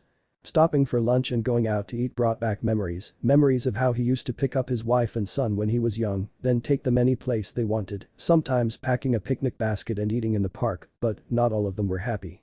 He had been reminded of how he used to take a certain blonde out to get ramen. How the hyperactive blonde used to eat his own weight in the stuff without gaining a single pound, much to the owner's daughter's amazement and envy. The tower was nearly silent. Most of the normal workers had taken their lunch breaks as well, and any anbu thereat were usually very well hidden. Reaching the door he stopped. The 2 guards that were by his door were gone, his secretary too. She wasn't allowed to leave while he was gone on his lunch break, to accept any papers while he was gone or alert anyone looking for him that he was out. The guards weren't allowed to leave his door unprotected either, at least during the day while he was working. He unlocked his door and stepped in, closing the door behind him. "Just look at them." The Hokage turned in shock to see a person standing the window overlooking the village. He hadn't sensed the person and was instantly on guard. From this distance most of the people of this village look like ants. How appropriate it sounds, does it not? All working together in mass for their masters even if they don't know it. I think you'd agree that this village could be compared to that of an anthill. Surrounded by walls that hide the network of roads traversed by little insignificant insects. Worker ants doing as they're instinctively do to keep the shitty walls from collapsing, soldier ants doing the same protecting said walls. All the while, a large body of fools plot and scheme their way into getting richer and stronger through underhanded tactics, a vile and cancerous body known as a council. Sarutobi fingered a kunai hidden in his robes. How did you get in here? This place is off limits, he demanded while looking at the man. He couldn't make out what he looked like thanks to a black hooded trench coat. The man chuckled. Why, I did the same as you, I just walked on in. And my guards just let you pick my lock without saying anything. Why of course not, they were very loyal, as was that pretty little thing you hired as your secretary. Sarutobi's eyes narrowed. What did you do to them? He hissed, his voice dangerous and cold. He just hummed, nothing permanent, he stated while waving over to a corner. You can see for yourself if you wish. The old man looked quickly and saw the three people laying against the wall. He started to go and check on them, but the person standing by the window stated speaking. As I said, they are in good health, but I must admit, I'm glad to see that you are still alive, old one. It may have been tough to talk to you had your life ended before now. Who are you? He chuckled, and here I thought the great professor was still as sharp as before. I'm almost saddened that you seem to have forgotten me, Gigi. The Hokage felt his heart thump in his chest. Only Konohamaru and Asuma called him that, and both were gone. Asuma had a mission, and Kono was in class. Besides, neither would attack the guards or his secretary to get into his office. Okay, maybe his grandson, but it's not like he'd win. The only other person he knew that would dare call him that, joking or otherwise, was dead, had been for 10 years. The hooded man turned to face him, his eyes hidden under the hood, but not the 6 whisker-like scars on his cheeks or his blonde sideburns. He slowly removed the hood and revealed his spiked blonde hair and piercing blue eyes. It's been a while, old man. Naruto spoke with a small smile. Despite what had happened 10 years ago, as well as his new mindset, he had never blamed Hiruzen for it, choosing to take it out on the ones who really were to blame. Then Naruto? Sarutobi gasped out in shock, taking a moment to try and dispel any genjutsu that this may have been. Naruto smirked, try all you want, old man, this isn't a dream or a genjutsu, I'm alive and kicking. How? I saw your body, the doctors confirmed that it was you, we buried you with your mother and father, so that you'd be together forever. Naruto scoffed, old man, your conception of the afterlife leaves something to desire, you can bury the bodies two together, but your soul may or may not go along with the others. Sarutobi got the hint and paled even more, so you. Naruto nodded, sure did, old man, I kicked the bucket, croaked, passed on, you get the idea, although I find it amusing that even in death me and my family are destined to be apart. Dear old dad stuck in the Shingami's gut, mother's lazing around on the clouds. He stopped at let what he said sink in, as well as what he didn't say. The Hokage nearly fainted in shock, realizing what Naruto was implying. How amusing, when I was 6 the people used to call me a hellspawn who knew that they'd get it right. Naruto asked, showing off his pointy grin. How in the hell did a 6-year-old boy get sent to hell? Hiruzen had to ask. Naruto shrugged, walking from the window and going around the desk to sit in a guest seat, while motioning for the Hokage to sit in his seat. Faced with your own mortality, you suddenly understand everything, things become clear, almost like opening your eyes after a very long time in a strange place. He stopped and crossed his legs. I know that you had the man who killed me tortured and hanged, but in truth he was only the mastermind. That Judas priest was only 1 in 12 people who had a hand in my death, or as they called it, my exorcism. Sarutobi started to ask their names, but Naruto stopped him. The 12 are being punished, the 2 preachers are now dead, both tortured in some way. Jiro by law and Dashi in the prison shower by a convict that can't stand pedophiles. 2 were killed in a fire, another 3 left the village and died after being ambushed by bandits, and 4 were captured on their mission to spread the word of God. The 2 men were beaten and tortured for fun, and the women, their wives, were raped to death. Can't say that I care, in my eyes they got off easy. Sarutobi did the math, but that's only 11, what about the last? Naruto gave a harsh, hateful grin, angel from below, I went and stole his soul. Hiruzen pushed back into his seat, horrified. Why you murdered that? Oh Naruto, please tell me you didn't. The blonde nodded, indeed I did, old man, but don't worry, despite what those doctors say the boy's soul had passed on before his body could even realize it. Those jutsu say that he died when I snapped his neck, but what most don't realize is that your body can continue to survive without a soul. My father's soulless husk would still be alive had his previous injuries not finished him off. He uncrossed his legs as they started to fall asleep, but we're getting off track. You asked how I could be sent to hell. The answer is like I said, before you die things become clear. My anger towards Kami and her worshippers drove me to curse her name and sell my soul, condemning me to hell.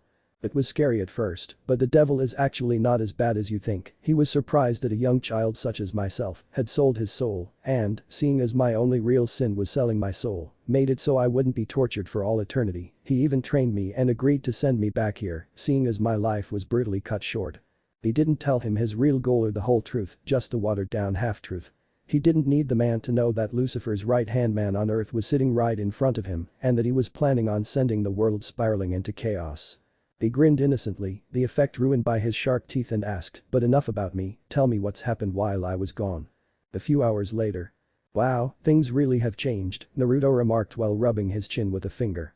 "I was wondering why the third and fourth circles of hell got a sudden influx of Uchiha. I couldn't ask the gluttonous and greedy pigs anything through their moaning and torture though, so I just ignored them."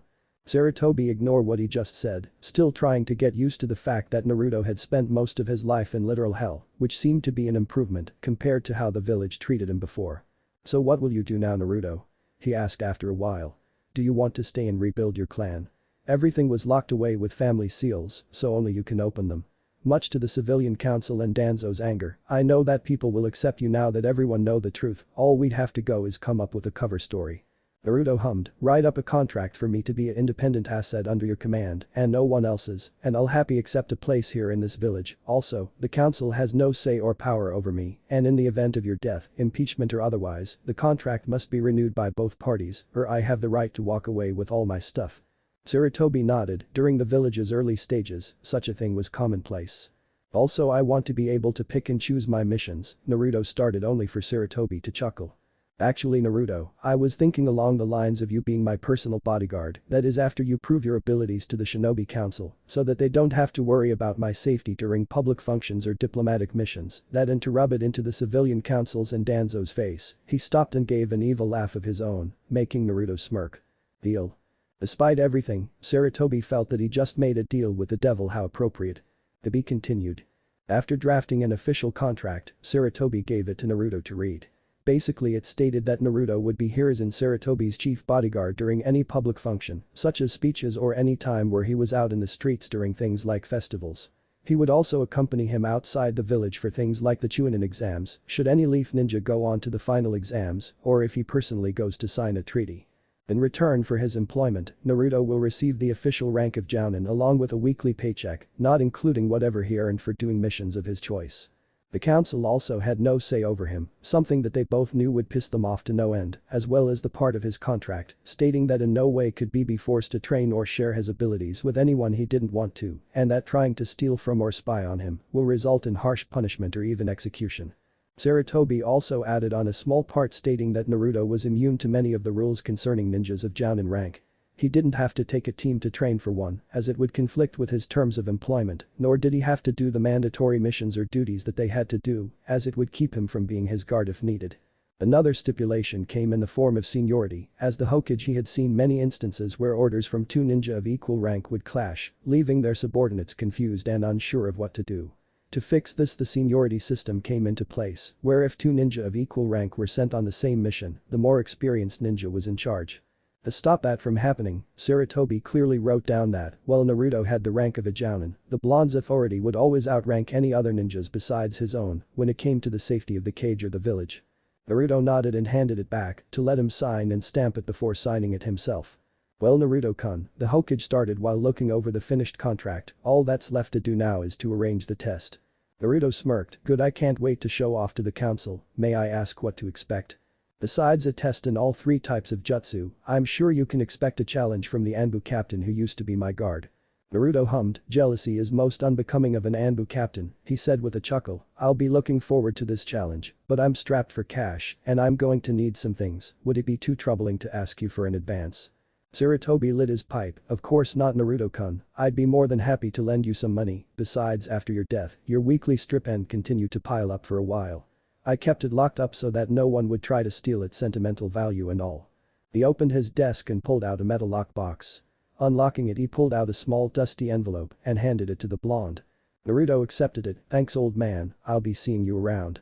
Hiruzen nodded, "Yes, I'll see you later, Naruto-kun. Oh, and I'll send someone to get you for the test." "Okay." The old man knocked his pipe with his knuckle and used his kunai to scrape inside it. Hearing a groan, he looked up to see that Naruto was gone and the three others were waking up, rubbing their heads and looking around in confusion.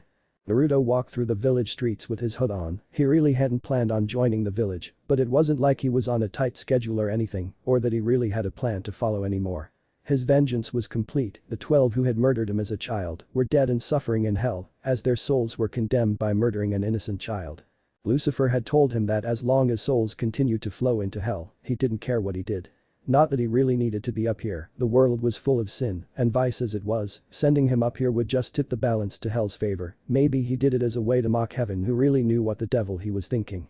The blonde turned towards a shop that advertised ninja stock and walked in. He had cashed the checks before and had a nice stack of cash on him. The weekly allowances he used to get were barely enough to pay any bills he had, not to mention that his landlord used to always overcharge him and then cut off his hot water just to spite him. Luckily, the bills were only once a month and he had been able to save a little each week to pay the bitch. But now he didn't have to. He had at least 3 or 4 weeks worth of his old stipend folded up in his pocket, numbering up to 48,000 yen. In hell they didn't have currency, all you had was power and the will to use it.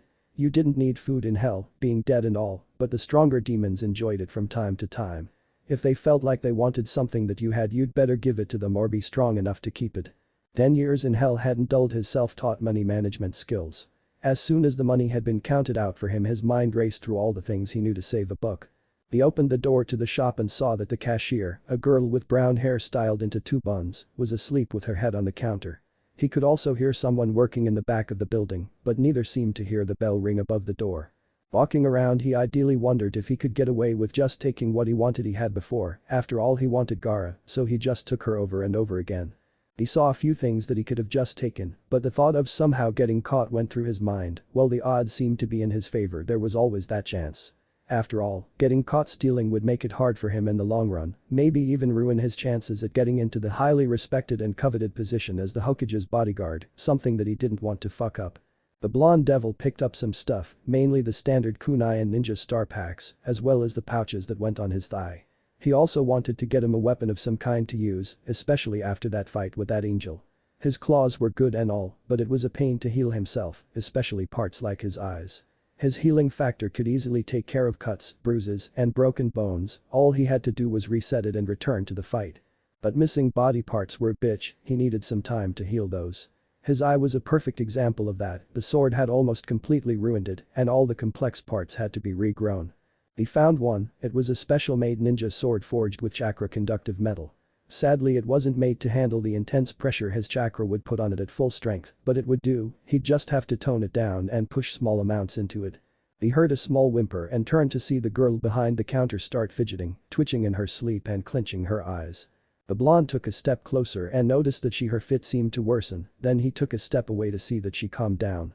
Interesting, he thought while taking everything to the counter, watching as she seemed to cry and shiver.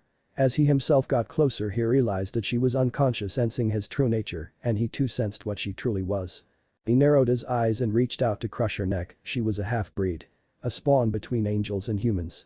Well, they didn't pose a true threat to demonic beings, just like half-breeds between demons and humans didn't pose a threat to angelic beings. They were gifted with various abilities.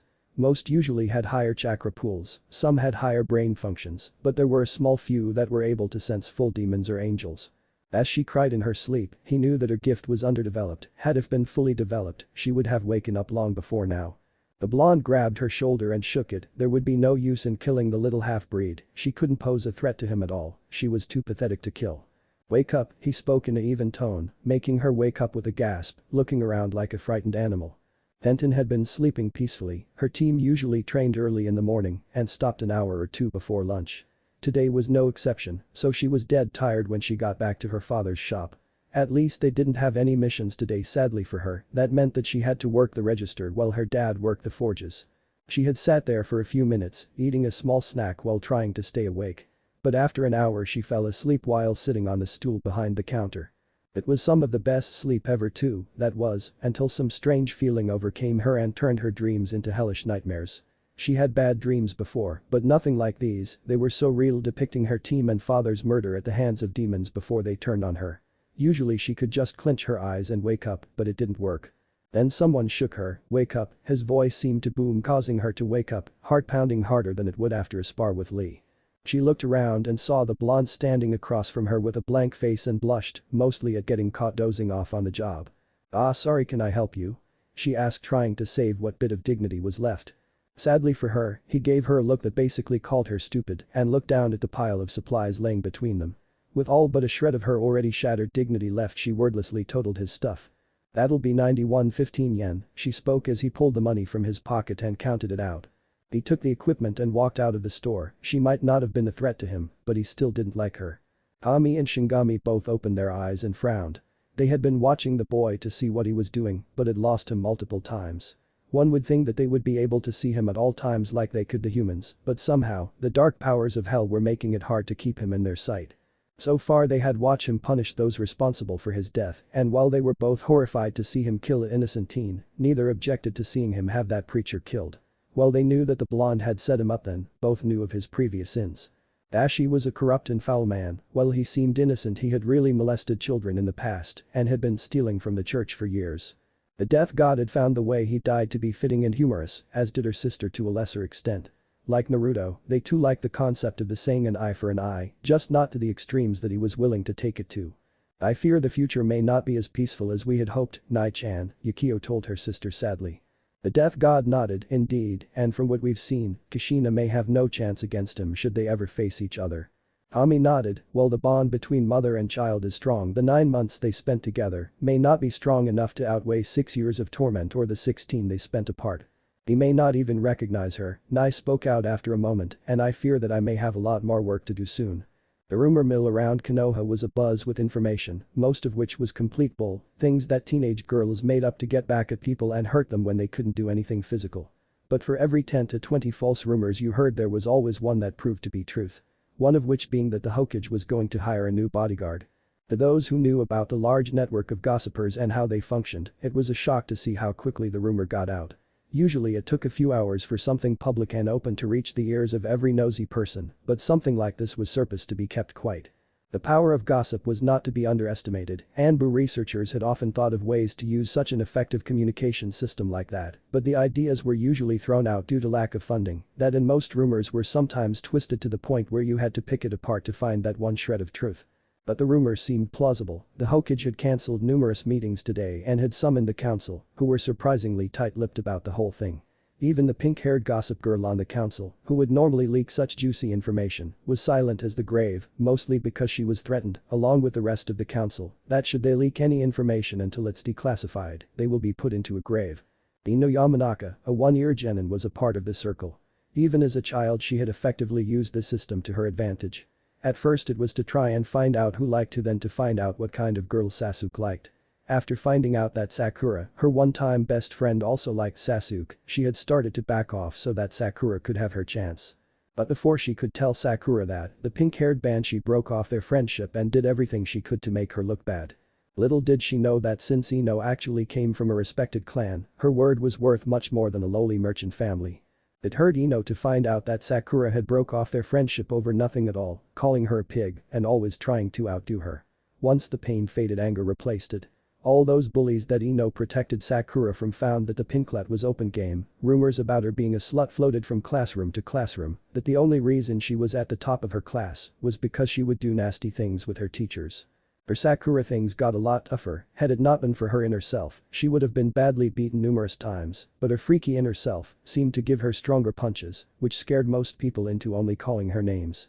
But all that aside, Ino was now listening to one of the girls visiting her family flower shop tell her about this guy who came into town. He seemed to come out of nowhere and made Sasuke, whom she had lost her feelings for after seeing look like a wimp. Apparently he had to be some dark god, wearing all black clothing under equally black trench coat. At first she thought, emo alert, but the girl kept on, saying that his blonde hair, blue eyes and dazzling smile had made her body quiver. She also said that from what she could see, he looked like he worked out and had some nice muscles.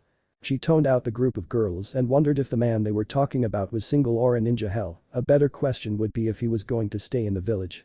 Long-distance relationships usually didn't last, you never knew if they were seeing other people, never saw each other, and the only way to keep in contact was through letters. Oh my Kami, look, there he is. That knocked her out of her thoughts, and she looked at the girl before looking to where she was pointing. He was at least 3 or 4 inches taller than her, but then again she wasn't the tallest girl ever. He was also everything she was told, and to sum it up, he was hot. A little too goth for her tastes, but who was she kidding? Her clothing was dark purple, and had it not been for the bandages around her chest, upper arms, and from her waist to her knees, she would have been branded a whore. As the girls drooled over him through the window, Ino noticed an Anbu approach him and saw something. Her father also walked out of the back room. "Ino-chan, I have council business to deal with, so I'm leaving you and your mother here to watch the shop, okay?" He asked while fixing the collar of his coat before noticing the group of giggling gossiping girls. "And if you girls are going to crowd my counter, then please help out some. Just because I put up a no loitering sign outside my door doesn't mean that you could come in and hang out." The girls sighed and groaned as one. "Yes, Mr. Yamanaka." Anachi shook his head and walked out the door before they looked out the window again, only to groan again as the handsome guy was gone. "Ah, he got away," a couple of the girls whined. "I wonder who he is." Naruto appeared in the designated area where the Anbu had told him his test would be held. His hood covered his head and the trench coat was zipped shut, hiding his identity to those who didn't already know who he was as well as any weapons he had on him. After leaving the shop, Naruto had stopped at another place that sold clothing suitable for a ninja's daily rudeness. Using his money, he bought some black shinobi pants with some black sandals. Finding that the open-toed footwear was comfortable enough for him to wear instead of the closed-toed boots or dress shoes he usually wore. He also bought a fishnet shirt and a blackish-gray vest, similar to the vests that Jounin wore, only because it had a built-in sword strap that fit the weapon he purchased earlier. At least that was the reason at first. With his higher than normal temperature, Naruto had found that, like the sandals, he loved the way the vest let the cool air brush against his skin. Not only that, but keeping the vest open, showed off his evil eye tattoo, along with the pentagram necklace he wore. He didn't have a problem letting people see them, even humans with darker personalities like to wear things like that or have tattoos like this, especially hardcore death metal groups. As far as they knew, it was because he liked the music.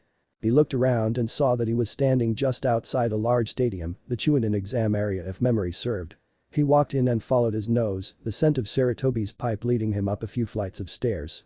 He could also sense various sources of sin, mostly greed and lust mixed with gluttony and pride. As he reached the top, the blonde blended with the shadows and smirked at the gathering. It was easy to tell which side was which. The old man sat in the middle, ignoring a group of impatient civilians on one side, while another group of quieter, more poised men and women sat on the other side of him. They were obviously the shinobi clan heads, the group he would join should he decide to continue his clan here.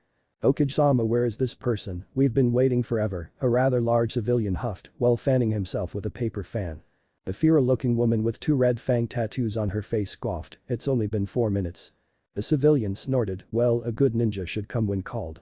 Naruto appeared behind the fat man and leaned next to his head, as if you know what a true ninja should do. He spoke deeply, making the man yelp and fall out of his seat. How dare you?" he griped as he tried to stand back up. Naruto chuckled under his hood, the shadows of the hood covering his face. "From the looks of things, I doubt that you are usually on time to meetings. A good little civilian should never antagonize someone who could kill them before they could blink." The man swallowed a lump in his throat. Was that a threat? Naruto shrugged. "That depends on your definition of threat. And ninjas is a person or persons whom can compromise the success of a mission or cause harm to you or your unit. What I did was no threat in that sense, it was a simple bit of advice." The Shinobi Council chuckled at that and decided right then that whoever this guy was alright by them. The civilian council had always been a pain in the ass to them, thinking that they knew better than them when it came to ninja matters. Naruto hummed and turned from the man, who glared at him while red in the face, before turning to walk over to the Hokage, who was getting in his 7 chuckles while puffing on his pipe. "Well, Hokage-sama," Naruto started while popping his neck, "what's first?" The aged man blew a smoke ring. "First is the Taijutsu portion. Guy will be your opponent," he said while motioning to the man waiting down below. Naruto turned and jumped down to ground level where the man was waiting, with a large bright smile. "Yosh, I cannot wait to test your flames of youth," he cheered in an overly excited tone. "I am the gorgeous green beast of youth, might guy, who might you befriend?" Naruto just stood there for a second, then turned to look up at the Hokage. "You're fucking serious, ain't you?" he asked. "This is the person you have to test me in Taijutsu?" Sarutobi chuckled. "Yes, is there a problem with that?" Naruto looked back to Guy, who smiled and waved, then back to the old man. "No, but are you sure that those eyebrows don't count as another person?" Everyone's sweat dropped. "No, they don't." "Fine." Naruto turned and got into a stance. "I would recommend that you take off your coat," Guy said in his flamboyant tone. "It will hinder your movement." Naruto hummed. "I would recommend that you get on with it, I have other tests to take." The two councils watched as they circled each other. "He's an arrogant bastard, ain't he?" Sue asked from her seat with an interested look. Sarutobi nodded. "Yes, and with good reason." I shot forward in a flash and yelled out the name of his attack, jumping up and bringing his leg up to do a heel drop, which, to his shock, Naruto caught. Twisting the man's leg, Naruto turned, swinging Guy around with him before letting him go and disappearing. The fat civilian smirked, "Ha, look, he used ninjutsu, he's disqualified." The Ashi Hyuga had his Byakuga bloodline active and shook his head. "No, there is no chakra in that technique," he spoke out, making them look at him in shock. "So that means that it's pure physical power," Tsume grinned, liking this guy more and more. I spun in the air, bouncing off the wall just in time for Naruto to appear and punch his arm through the solid stone wall, all the way up to the shoulder. As Guy blinked, Naruto pulled his arm out, ripping more stone shards loose with his arm before popping his knuckles. "Oh dear, I missed," he chuckled before disappearing again. I yelled out as his body was propelled forward into the wall, Naruto having punched him in the middle of his back before disappearing again and reappearing right behind him, grabbing a handful of his bowl cut. The blonde pulled Guy's head back and slammed it forward multiple times before throwing him back, his body bouncing along the ground at the force, while blood poured from his nose. I stood up on shaky legs, his mind racing. For some reason he wasn't able to use his chakra to throw the man off of him and get away. But before he could dwell, the Hokage called for them to stop, not wanting the two to tear each other apart once they got pissed. Guy wasn't one to anger easily, but he didn't know about Naruto, besides he showed that he was capable enough in just those few moves. The civilians might not have seen it, but the whole time Naruto was throwing Guy around and slamming him into the ground, the blonde could have easily killed the man, the Shinobi Council had noticed it. I nodded. "You're pretty good, I hope to spar with you later, my youthful friend," he said while grabbing his bloody nose and wiping the blood away. "We shall see," Naruto stated as the green man walked out of a side door to get his nose checked on, while another man body flickered in, dressed in standard Jounin garb with white hair spiked to the side. His face covered by a cloth mask while his headband acted as an eye patch. "Sorry I'm late, got lost on." "Here's in, cut him off, nonsense Kakashi, you're right on time." Kakashi I smiled, "Oh. Well, that's a first," he chuckled while reading his book, glancing at the hooded man across from him. "So you're the one I'm here to test in ninjutsu, huh?" The white-haired scarecrow closed his book. "I guess I need to be serious then." Naruto got ready, only to feel a kunai touch his neck. Looking out the corner of his eye he saw Kakashi's arm and felt him grab the back of his hood. "Never let your guard down," the man chuckled while pulling the hood back, revealing the bright blonde spiky hair that only one man had. Naruto turned his head and smirked, making Kakashi's one eye widen as he saw the boy's bright blue eye. "Sensei." The blonde grinned, showing off his sharp teeth. "Never let your guard down." He turned, the blade cutting his throat slightly before thrusting his palm into Kakashi's chest, channeling hellfire through his hand as he did. The Kakashi, the palm thrust felt like a small tap at first, but a second later he was sent flying back and into the wall. The shock had been so great that he never even got the chance to think of substituting. Naruto chuckled darkly, "You are wrong Kakashi, Minato Namikaze is long since been dead, the Shinigami took his soul and devoured it." He unzipped his trench coat and shrugged it off, tossing it aside. "I am Uzumaki Namikaze Naruto." The reactions were that of shock, horror, amazement, and pure confusion. The civilians were shocked that the boy whom had been murdered all those years ago was still alive, horrified that he obviously knew of their hate and that he was now very powerful. The Shinobi Council were also shocked that the boy who had supposedly died was still alive, amazed at his power, but confused as to how he was alive. Kakashi stood up, his eye wide in shock. Naruto chuckled, "What, you look like you've seen a ghost."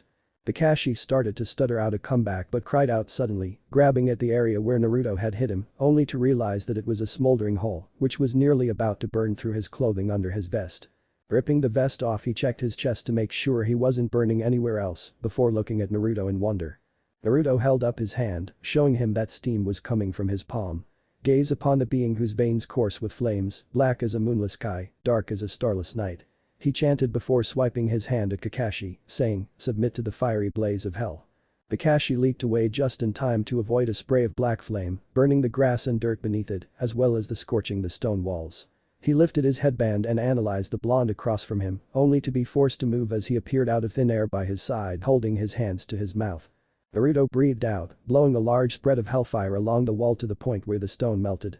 He stopped, but the flames continued to burn until he made a small sign with his hand, making the flames flicker and burn out, showing a smoldering log in its place. "Interesting," he laughed, "back to basics eh?" "The Atsuito no Jutsu, string reeling technique," Kakashi called out of nowhere. Thin metal wire appearing out of seemingly nowhere and binding Naruto in place with his hands at his side. The blonde struggled, but the wires cut into his skin painfully. How resourceful Kakashi, I never even notice you spreading out the wire, he said before smirking. Kakashi saw the smirk, I wouldn't do anything I were you, those wires will keep getting tighter the more you struggle. Naruto grinned, I see, he spoke before closing his eyes. Everyone around watched to see what he would do and were amazed to see his whole body start to steam. The wires around him started glowing red to the point where Kakashi was forced to let go before it badly burnt his fingers. With Kakashi no longer holding them, the wires fell uselessly to the ground, making Naruto grin. You see the power I hold, you could say that it's my own will of fire. He said with a small snicker, but I must say, I've never had such a resourceful person to test it on. Most would have burned to death by now under the might of my hellfire. Kakashi closed and opened his fist a few times, it's just like the Uchiha's Amaterasu, he spoke as he shook the pain away. Naruto shook his head, no, the Amaterasu will for 7 days and nights, mine will burn until I stop it, or until there is nothing left to burn. Once again the Hokage stopped them. Kakashi left the ring, and a woman walked out of the door where Guy had left. She was a beautiful woman with dark raven hair and exotic ruby red eyes with a matching shade of lipstick. Her choice in clothing was interesting to say the least, a strangely made white dress with only one red sleeve on the right. Under it she wore a fishnet that covered her cleavage and bandages around her thighs and private areas, as well as on her forearms, knuckles, and ankles. Lastly was her red ankle-high sandals that looked like his own, which matched her black forehead protector. She wasted no time in flashing through a number of seals which caused her body to dissolve into a shower of flower petals. Naruto smirked as they fluttered in a non-existent breeze and surrounded him, what beauty, it comes as no surprise that such a lovely flower like you would have such a jutsu. He spoke while closing his eyes. Suddenly he lashed out, catching the woman by the neck and lifting her up, shattering the illusion around them, much to her and everyone else's shock. Kurenai dropped the kunai she had armed herself with and grabbed at his wrist, the pressure on her throat, making it hard to breathe. How? She was able to gasp out while looking at him as he kept his eyes closed. Your scent gave it away, he said to their confusion. Anyone who knew about Kurenai's special unnamed jutsu knew that it covered any sense she had, only an Inyazuka with extremely well-trained noses were able to pick up her scent when she used that. Naruto opened his eyes and looked her dead in the eye, I know what you're thinking and no, I don't smell your physical scent, I can smell your pride, it borders on arrogance. You feel that none would surpass you in Jinjutsu, but sadly like the art, it's nothing but illusion. He turned to face her completely, let me show you, a true glimpse into hell. A dark pulse seemed to pass through her, she felt numb and lost all feeling in her body. Darkness consumed her, she fell and fell before flames consumed her. She found herself standing nude on an island surrounded by lava, but between her and the molten earth was a ring of various demons. They all looked at her with lust in their eyes before lunging at her, trying to be the first to rape her. But before her body was defiled, her eyes cleared and she found herself staring into a pair of blue eyes with her red ones. Naruto dropped her and she sank to her knees, breathing hard because of the fear that the blonde had caused her. Arrogance and pride always leads to defeat, that has always been the folly of humans, he said in a flat voice. The tests are over, should this continue I will be forced to destroy her mind, my techniques are geared towards completely shattering a target's mind or severely crippling them, and she has done nothing to warrant such punishment. An Anbu body flickered in. I challenge you, you have no right taking my position as Hokage-sama's bodyguard. I'm going to take the time now to answer a few reviews. The first comes from an unregistered reader who asked, why is he advertising his skill? Well, there is a good, simple reason to your question, and it is this, Naruto is an avatar for all 7 deadly sins. Well, it doesn't go so far as to cripple him, he is prideful and will show off at times. I thought that I covered that when Gaara asked what he was and he answered, I am the being that soweth discord among brethren, a deceitful witness that uttereth lies. The being whom processes feet that are swift to run into mischief, Wam's hands shed innocent blood, Wam's heart devises wicked plots. I have a proud look and a lying tongue. If you read into it, it should cover all 7 deadly sins.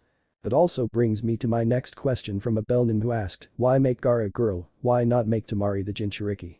That's a good simple question that deserves a good simple answer that any 2-year-old would give, why not? While the idea of Temari being the demon holder is real good, it would also cause a paradox unless you change some major events. For one, Temari is the eldest sibling, had she been implanted with the demon while still in the womb, neither Gaara or Kankuro would be born, since the birth would kill the mother. Another reason is because I've only seen a rare few stories whose author is willing to take the chance to go outside the box and change such a major supporting character. Finally, my last question is much simpler, it comes from Detenchi who asks, can you make a poll for the girls in the harem? The answer is no. I used to do polls, but they're just too messy for me to work with. I don't like the way they are. This wasn't a question, but I'm going to tell you all that. Well, Kyuubi is more of a title, I'm going to call her that in this story. Mainly because Kyuubi is more recognizable to viewers and easier for me to write. Besides, it's kind of an ironic insult for her to be the Nine Tails, the strongest demon around, to be reduced to a slave with the rest of her powers locked away. Like reminding you of what you were then and what you were reduced to. An Anbu body flickered in. I challenge you, you have no right taking my position as Hokage-sama's bodyguard.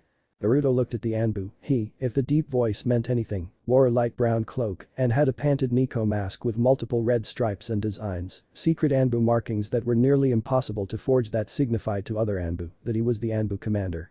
The blonde chuckled, I have every right. If the Hokage feels the need to hire a new bodyguard to protect him, then he must feel that you lack the ability to effectively do your job.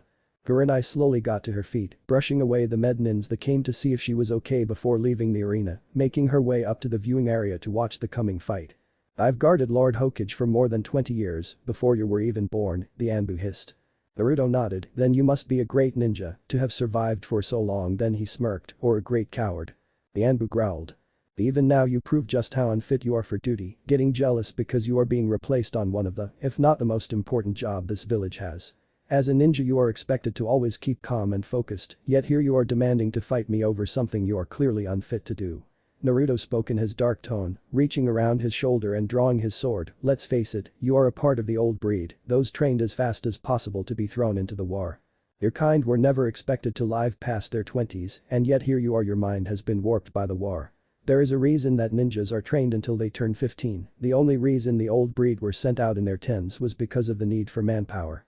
His tone was darker and mocking. Numerous clans, small and large, were reduced to even smaller numbers. 10-year-old children were handed weapons and told to kill whoever the fingers of their masters pointed to. The sons and daughters of the Leaf died for the ideology of people like you, the ones who hide behind their desks, trading their swords for a pen and their armor for a field report to sign off on, showing just how many of their comrades died because of some small reason. Naruto pointed the blade at the man. The Hokage is exempt from this though. He became what he did not because of the glamour or the respect. He did because his fellow ninjas needed someone to step up and lead them after the death of his sensei, and even then he didn't abandon the battlefield. What made him the legend he was is the fact that he led his Leaf ninjas into the battle. Losing sweat, blood, and tears alongside of his fellow Konoha brethren. His eyes seemed to burn with a dark flame. Can you say the same? Well, you hide deep within the Anbu headquarters. Do you even remember how to use that sword? The Anbu commander unsheathed his blade with an angry hiss. How dare you, you impudent little demon. He rushed the blonde in a rage. Years of training flew out the window as he wielded the blade like a bat and took a swing at the boy's head. Naruto ducked, weaving his sword around and cutting a moderate-sized gash along the man's thigh before kicking him back. First blood goes to me, he chuckled while flicking the blood from the edge. The Anbu growled, you monster, I'll kill you.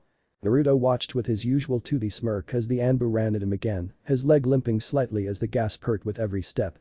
The Anbu started to grin as he jumped into the air, his cloak fluttering wildly as the blade neared the blonde's neck. Then everything froze. The councils as well as the Hokage watched in veiled horror as blood splattered the ground. Sarutobi knew that the Anbu commander wouldn't like being replaced, but to think he'd take it so far was shocking. The Anbu watched with wide eyes as the blonde held the Anbu-issue katana within his grasp, the shiny steel blade buried deep into his palm, nearing the wrist without even a flinch. The boy's blue eyes glared into his own through the slits of his mask. The shiny sapphire eyes were no longer full of life, but full of something. It wasn't hate, but some sick, disgusting pleasure. Naruto licked his lips and leaned forward. Only a true man can kill a monster, Konoha dog. He whispered, only loud enough for the man to hear. As the blonde twisted his arm, the Anbu screamed, finally noticing a sharp pain that seemed to burn like a fire in his lower chest. Looking down, he finally noticed that his body was being held off the ground, held up by the monster's sword that pierced his body completely, an inch or two poking out the back. Naruto cruelly twisted it again and wrenched the katana from the Anbu's grasp, flipping it around and grabbing it by the handle. Under the terms of my contract, for the assault with intent to kill which fall in line with attempting to steal from or spy on me, I am well within my rights to do this. For attempting to steal my life from me you are condemned to death. With that, Naruto severed the man's head, slicing off the hood as well as the masked head of the Anbu commander with said person's own sword. The body went slack and he swung his sword aside, sending the headless body to the ground where it landed with a sick thud. Blood pouring out of the stump as well as the stab wound until the heart stopped just moments later. Everything was silent. The civilians were all pale, not accustomed to death like the ninjas were, who had watched the execution without flinching. Sarutobi momentarily mourned the loss, but got over it since Naruto was correct, besides he had suspected that he had been a spy for Danzo for a while anyway. Naruto, you have proven your strength before us. Congratulations, you've earned your place here and our contract will be honored, he spoke in his official tone. Naruto looked up at the old man and grinned, giving a mock bow, I eagerly await to wear my new symbol, I'm sure you'll agree that it's long overdue. The old man smiled, indeed.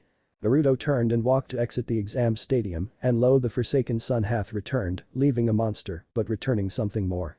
It didn't take long after the battles for word to get out about the fourth Hokage's son being alive, nor did it take long for the spies all around the village to catch wind of said rumors and send the information back to their true lords. Many of the civilian clans, mainly the Haruno clan, known for their loud voices and pink hair, had started telling their children about the blonde in hope that they would pursue a relationship with the blonde, seduce him and marry into his clan so that their clan would go up on the social hierarchy. Tsuki Haruno, a member of the council who had witnessed the battles, cursed herself the whole way home for never realizing why Sarutobi had protected the boy so furiously. And Minato-kun was way too noble to ask another family to give up their child to be the prison to the Kyuubi. She had been one of Minato's main fangirls before he married Kushina and had given up hope of ever being close to him as Kushina had gotten pregnant and would kill any woman trying to muscle in on the father of her child. Disheartened, she married into a successful merchant family and quickly got knocked up, having her pink-haired Princess Sakura 9 months later. She hated to admit, but she was one of the main Naruto haters when the boy was growing up, urging her little girl to shun him as well, mostly because her husband died during the Kyuubi attack. Thinking back, she saw all the times she could have rocketed her family to royalty, pushing Sakura to play with and be friends to the blonde. But her hate towards him stopped any chance of that, and the Hokage withheld the information about his lineage. Naruto had been so alone and so lonely that she knew that had she got the two together, Sakura would have been set for life. Even at the age of 5, Naruto had proven to be very loyal and loving to anyone who even acknowledged him in anything but hate. The Hokage was a prime example.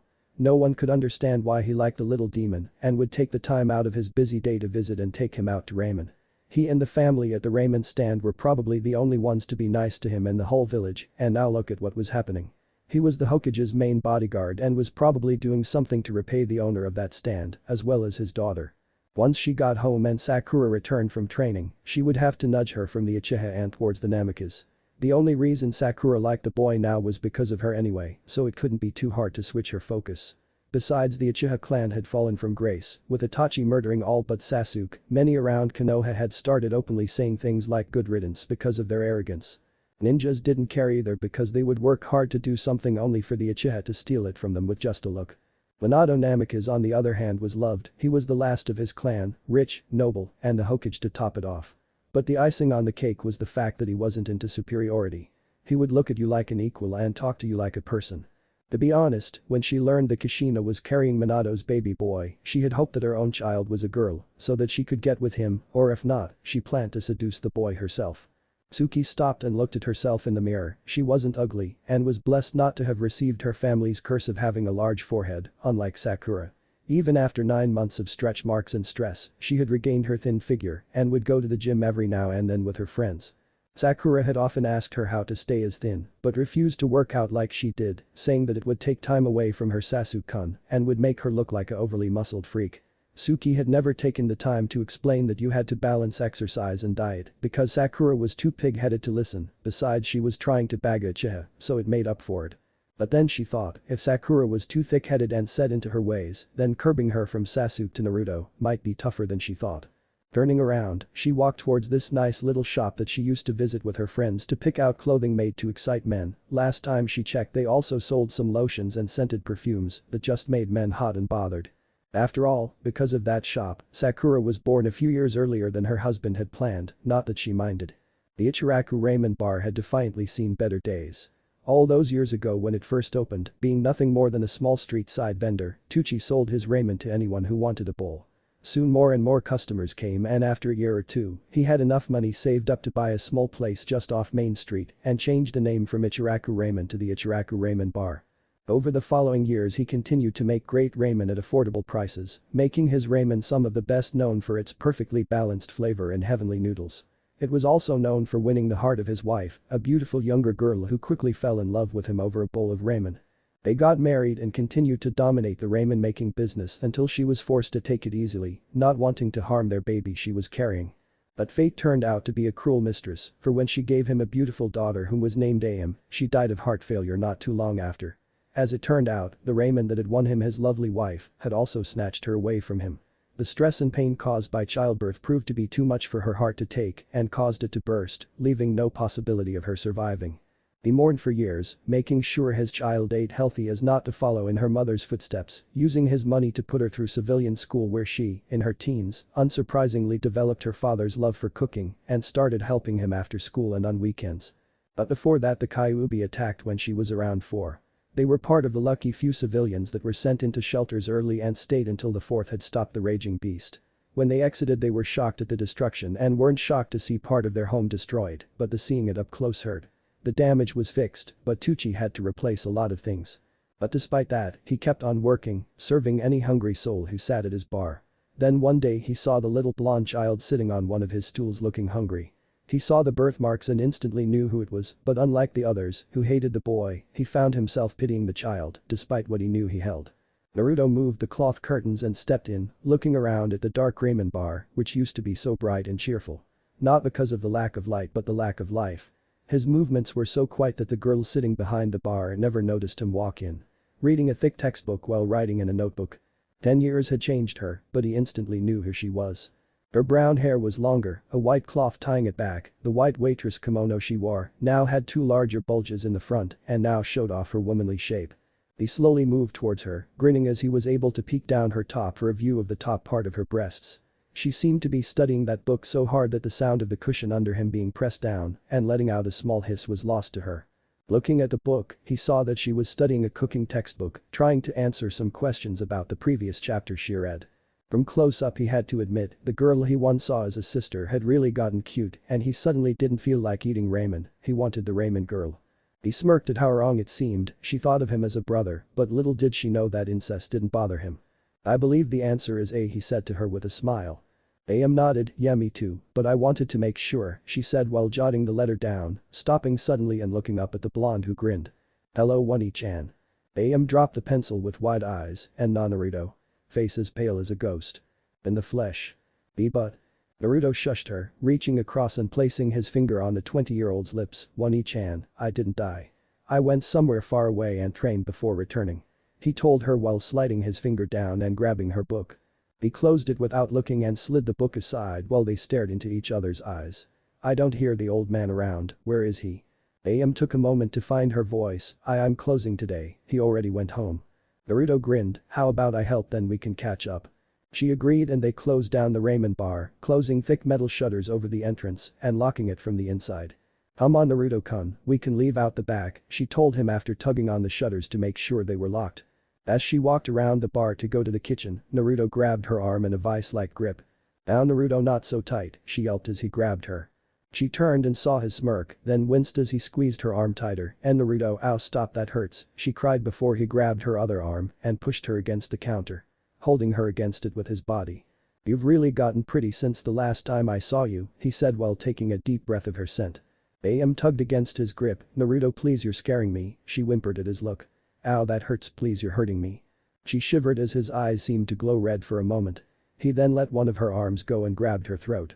Pulling her closer to his face, relax Wani-chan, he whispered before kissing her, making her try to fight against his grip. She was powerless against him as his tongue forced its way into her mouth and began to cry as he pulled back, why she sobbed out before he ripped her shirt apart with his other hand. He pulled her close, pressing her breasts into his chest, it's simple Wani-chan, I love you. She tried to stop him as he stripped her nude, but he acted as if her struggles were nothing but a fly buzzing around overhead. Once again he kissed her deeply before slipping a finger between her legs and rubbing her womanhood. Please Naruto-chan don't do this to me, she begged, slipping from his grasp and falling to the floor where she tried to crawl back away from him. Naruto saw a glimmer on his finger and smirked, oh what's that? He questioned with a grin. Please Naru-chan, please she sobbed while covering herself. Naruto frowned and walked over to where she was pressed against the wall, what is it? AAP promise ring, she cried, from my boyfriend. He cooed, oh how sweet, he chuckled before grabbing her hand and pulling the ring off, much to her chagrin. How about I make you a real promise? He grabbed her arms and held them above her head with one hand, if you don't fight it, I promise that you'll love it, I might even change your entire outlook on things. The blonde laughed, throwing the ring behind him and grabbing the girl with his other arm. She started to scream, but he stuffed her ripped panties in her mouth before tying part of her ripped kimono around her mouth to gag her, effectively silencing her as he stripped and impaled her with his cock, making her scream into the gag and cry as her little brother raped her for hours and hours with that damnable smirk on his face. He pulled out when he finished and came on her face, not that she cared as he had raped both holes and filled them to the brim. Blood and semen pouring onto the floor as he hadn't been gentle with her. Her eyes had a faraway look in them as he removed the gag and panties from her mouth, jerking himself on her tongue before cleaning himself with her mouth. Black fire engulfed his hands before he grabbed her by the head, not burning her, but sinking into her flesh. A few minutes later Am blinked and smiled up at her little brother, "Thank you Naru-chan, that was wonderful." He smirked and watched her pick up the promise ring that her boyfriend had given her and slipped it back onto her ring finger before kneeling in front of him. "Do you want me to finish cleaning you Naru-chan?" she asked in an innocent tone. He nodded and she got to work on licking her little brother's not-so-little cock, ignoring his cruel and evil laugh as she worked. After taking Am to her home, taking her there like he had Gaara that time, Naruto set out to his family home somewhere between the Hyuga and Inuzuka clans' respective grounds. Hiruzen had told him where it was during the time they spent talking about the past and what had happened while he was away, but he had yet to really check it out and drop some baggage off before going shopping. It wasn't a huge complex like most clans wanted, but at the same time you could fit a nice-sized clan in there with room to spare. The Namikas were simple yet noble people, they were richer, but wouldn't rub the face that they grew up with a sliver spoon in their mouth all in your face like a Uchiha would. It was a simple two-story traditional Japanese home with a koi pond around the whole house and a wide bridge crossing it with hand-carved pictures in the handrails, which depicted the clan symbol. Sakura trees bloomed around the property and gave off a feeling of nature that filled the air with peace. Before his death, Minato had hired a groundskeeper to take care of the yards around his home, but had seals placed on his home to keep anyone from entering to steal his things like clothing and other personal effects. He wasn't sure who the groundskeeper was, but they had defiantly earned their pay, which came out of village funding, because of the fourth's home had been declared somewhat of a historical spot. The blood seal on the front door was still active, even though he had already went in and looked around, claiming the master bedroom as his since he was in fact master of the house. The blonde opened the door and took his sandals off. He would spend the rest of the day here until the old man sent him his headband and other things. Looking over he saw the small bundle that he had dropped off previously squirming on the floor a few feet from the chair he had left it on. He chuckled and walked over to it, watching as the small foot-long bundle stopped moving before starting back in vain. Tugging on the knot at the top, Naruto watched as the thick cloth fell aside to reveal the small fox laying on its back with a thin rope, hog-tying its paws and a muzzle on its snout. "I almost forgot about you little fox," he told the small kid while picking it up by the excess rope hanging off the knot, dangling it a few feet off the ground. He laughed at the pathetic little fox before taking the muzzle off. "How does it feel to be so small when you used to be over 100 feet tall?" The fox didn't answer. Naruto frowned and let the rope go, dropping what used to be the Kyuubi and letting it land on its back which made it yelp in pain. "Answer me little vixen or else you'll find out what it was like for the Nibi that time you cornered her before being sealed. Remember that I can force you into your human form and trust me, what she felt that day will be nothing compared to what I'll do to you." The fox looked at him with hate in her eyes. "I don't like it," she growled out at him. Naruto stepped on her tail, making her yelp again. "Watch that tone you worthless little fox, you were once highly respected and powerful, but not anymore. You belong to me and you will watch how you speak to me, or did you forget what I did to you before leaving hell?" he asked while removing his bare foot. The fox shivered and her tail shot between her legs. He had taken her to the succubus queen, forced her into her humanoid form, and had a going-away party with a whole group of the sex demons, with the fox girl being the main entertainment. Naruto smirked at the memory and removed the ropes around the fox's legs. "Change now Kyuubi, a passive transformation is easier on you and won't hurt as much," he told her with an undeniable tone. "Why do you care if it hurts or not?" She snipped while doing as he told, changing into a young slim woman with red hair and eyes. She was nude and used her arms to cover her mid-D-sized breasts and shaved mound between her legs. Naruto continued to smirk. "I don't want anything keeping me from fully enjoying my toy," he said while looking at her single red fox tail and her two twitching ears. The blonde turned and walked towards the stairs. "I'll be in my room, I expect you to hurry up and clean yourself before joining me, the longer you wait the harder I'll be on you," he said, finding his own sick joke amusing. Kyuubi knew she couldn't run, the slave bond ensured it. If she tried she would be in the most intense pain she ever felt until she returned to him. She was trapped and doomed to be his sex toy for all eternity. He would never free her or kill her, as long as he had control over her slave mark.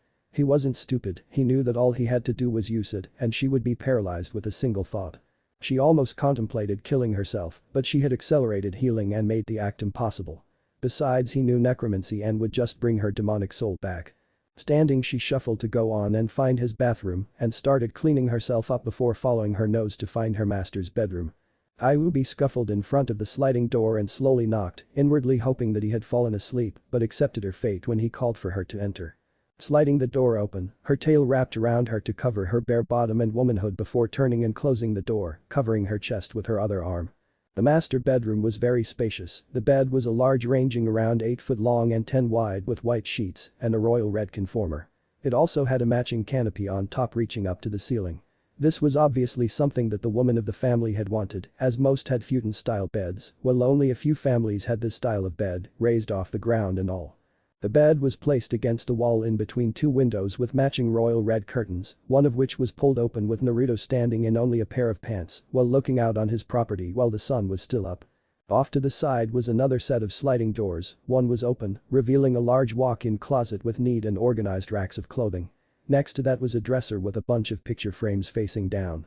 Across from that was a large bookcase and a desk. The desk was stacked with papers and scrolls, while the bookcase barely had anything on it, only 3 or 4 shelves had books, while a few others had more face-down pictures or little souvenirs that ninja liked to collect to commemorate missions or the loss of a comrade. Naruto didn't even turn to see his pet walk in, he continued to stare out at the land with a straight face. "I find it weird, little pet," he spoke after a minute. 10 years pass, and no matter how these things called humans change, they seem to always stay the same. He crossed his arms, and Kyuubi watched as the large pentagram on his back stretch and move with his muscles. Had the situation been different, she had no doubt that the sight would have been a turn-on. Humans are like sheep, one of the only things that I could agree on with a holy being. Stupid creatures blindly following one another, uncaring about those that fall behind or the rare black sheep that is spawned. They need their masters to follow or fall into anarchy, even if the chosen master is little more than another sheep. He snorted and turned to her, eyeing her figure. "How amusing you are, Kyuubi, hiding behind your tails and arms. I guess it suits you," he spoke while walking up to her. "I've heard much about you over the years. You hid behind your title and used the fear your tails caused to get your way in hell, threatening those you hurt as not to let Lucifer know what you did. Little did you know that he has always known." The blonde pulled her arm away from her chest and grabbed her breast roughly. "You were always a slave in hell to Lord Lucifer, nothing more, nothing less. You were just the strongest and had the most freedom."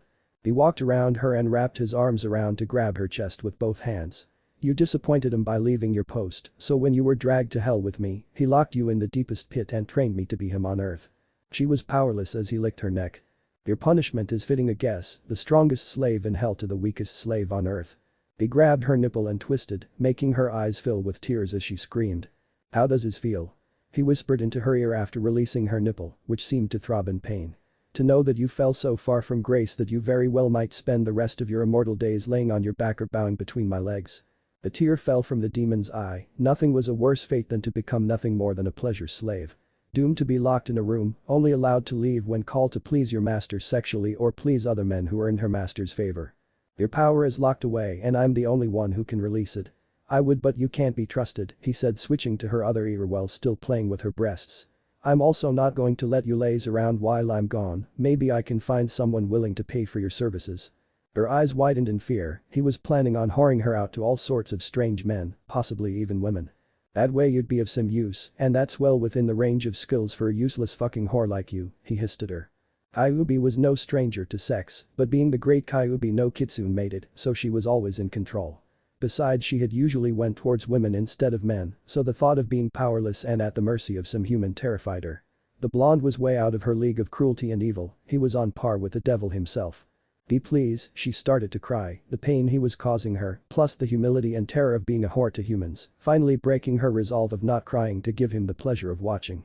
"I can be useful." "I know," Naruto shot back, slapping her ass hard before running his finger over her darker rear entrance. "I'm sure some fat civilian would love to ass rape a real live fox girl. You know how this village hates you. In fact, I'm positive that an hour alone with you bent over a table would be worth a fortune. Humans would line the streets for a chance to make you scream, especially when I force you to heal to the point where you're as tight as a virgin each time." "Please no, master," she whimpered, her voice faltering when his finger entered her ass. "I can fight for you, protect you." Naruto hummed, "You'd be a mere hindrance to me, you're much more useful as a whore." She turned and dropped to her knees, making his fingers slip out of her and pleading, "I can help you, master, please don't give me to those humans, I'll do anything you ask." Naruto grabbed her by the hair and hissed at her, "You'll do what I tell you, you stupid fucking cunt, I don't have to ask you shit." He slapped her aside and watched her fall to the floor. "You will earn your place, slut, you are a worthless unimportant slave whose only meaning in life is to please me." She sniffed as she pushed herself up off the floor to stand, only for Naruto to kick the back of her legs and send her back to her knees. "Did I tell you you could stand, bitch?" He snarled at her, "You live one of three ways unless I tell you otherwise, on your back, bent over, or on you motherfucking knees, all you're good for is to fuck, and I have yet to see different." Ayubi sat on her knees with her head bowed, fearful of making him madder. A few minutes passed, Naruto had walked around her and had gotten into bed, leaving her kneeling on the floor. "Bed over here, bitch," he told her while laying with only his waist under the covers, covering his erection. Ayubi crawled over and he lifted the sheets, "Get in and do your job, prove to me that your body is too good to waste on humans." She did as he told her, crawling over and laying between his legs in the darkness of the covers. Grabbing his hard member, she jerked it a few times before licking him up and down, making him spread his legs to give her better access to do her job of pleasing him. As she slowly wrapped her mouth around him, she was thankful that the blankets so that he didn't see her shame and tears. Oh, how the mighty nine-tailed fox had fallen, reduced to this. Her humiliation didn't end there. When she seemed to move too slowly, Naruto's hand came under the blankets, grabbed her long red hair, and forced her down until she gagged. She pulled back and sniffed before sucking him like he wanted her to again. Tears running down her cheeks. Then Naruto lifted the covers, looking her in the eye, "Swallow it all, don't spill a drop." He watched with half-lidded eyes as she struggled to swallow his cum, enjoying her shame at being forced to swallow his cum. "Not bad, I guess all that time spent licking yourself came to good use, huh?" He joked, "Now, ride my cock like the bitch you are." Sarutobi had suffered through their temper tantrum with a well-hidden smile, seeing Danzo fume at being unable to use the blonde as well as the others, who thought they could weasel their way into making Naruto guard them too, or teach their children. The Shinobi Council didn't mind one bit about the terms, in fact, Hiashi openly stated that the blonde would have made a great lawyer, not knowing just how true he had been. In fact, some of them had wished that they could be employed under similar contracts, as teaching a team of genin could be used as punishment. Sume had tried once before becoming the head of her clan, and after failing them, told her friends that she'd take a beating over it any day. But due to the extended meeting, the Hokage was behind in his paperwork and spent much of the next day just trying to catch up before finishing up the official registry of Naruto, filling out his file which stated his rank, Authority Act. But found that it was too late to go and disturb him. So he decided to wait until the next day where he would seal it into a scroll and have a genin team take it to him. Speaking of which, Naruto lounged back on a lawn chair in his front yard, wearing nothing but a pair of shorts and sunglasses, while holding a reflection mirror up in his lap, focusing the light and helping with his tan. The 3 days that he had been waiting had been somewhat productive. After waking up, he found Kyuubi kneeling at his bedside with a tray of breakfast waiting for him and proceeded to eat it before leaving to take a shower, knowing that the powerless fox was trying her best to kiss his ass so he wouldn't go through with his ideas from the night before. Upon exiting the shower, she met him at the door dressed in a maid's uniform while holding out his clothing, all of which had been washed and folded neatly. Throughout the day she continued to do things like that, cleaning his home, dusting the 16 years worth of dust off around the home, doing her best to cook him simple meals that didn't take a genius to make, and lastly, pleasing him whenever he wanted. Kyuubi found that whenever he took her, he was much more gentle with her than before, making the whole experience a lot more enjoyable. When he was in a good mood, he wasn't forceful or uncaring about how she felt, taking things slow and drawing it out as they went on. The fox walked out of the house wearing a bikini with a towel around her waist and carrying a tray with 2 glasses and a pitcher of lemonade on it. Compared to the first night, she was in paradise. Naruto, while still seeing her as his property, seemed to enjoy looking at her figure and told her that they would be sunbathing today. In her master's closet, Kyuubi found a bunch of women's clothing including swimwear that she was allowed to use and had chosen to sport a red set with black swirls all over them. "Here you go, master," Kyuubi said submissively, her ears and tail hidden with what little of her kitsune magic was left. He took his glass and took a sip before placing it on a small table between them.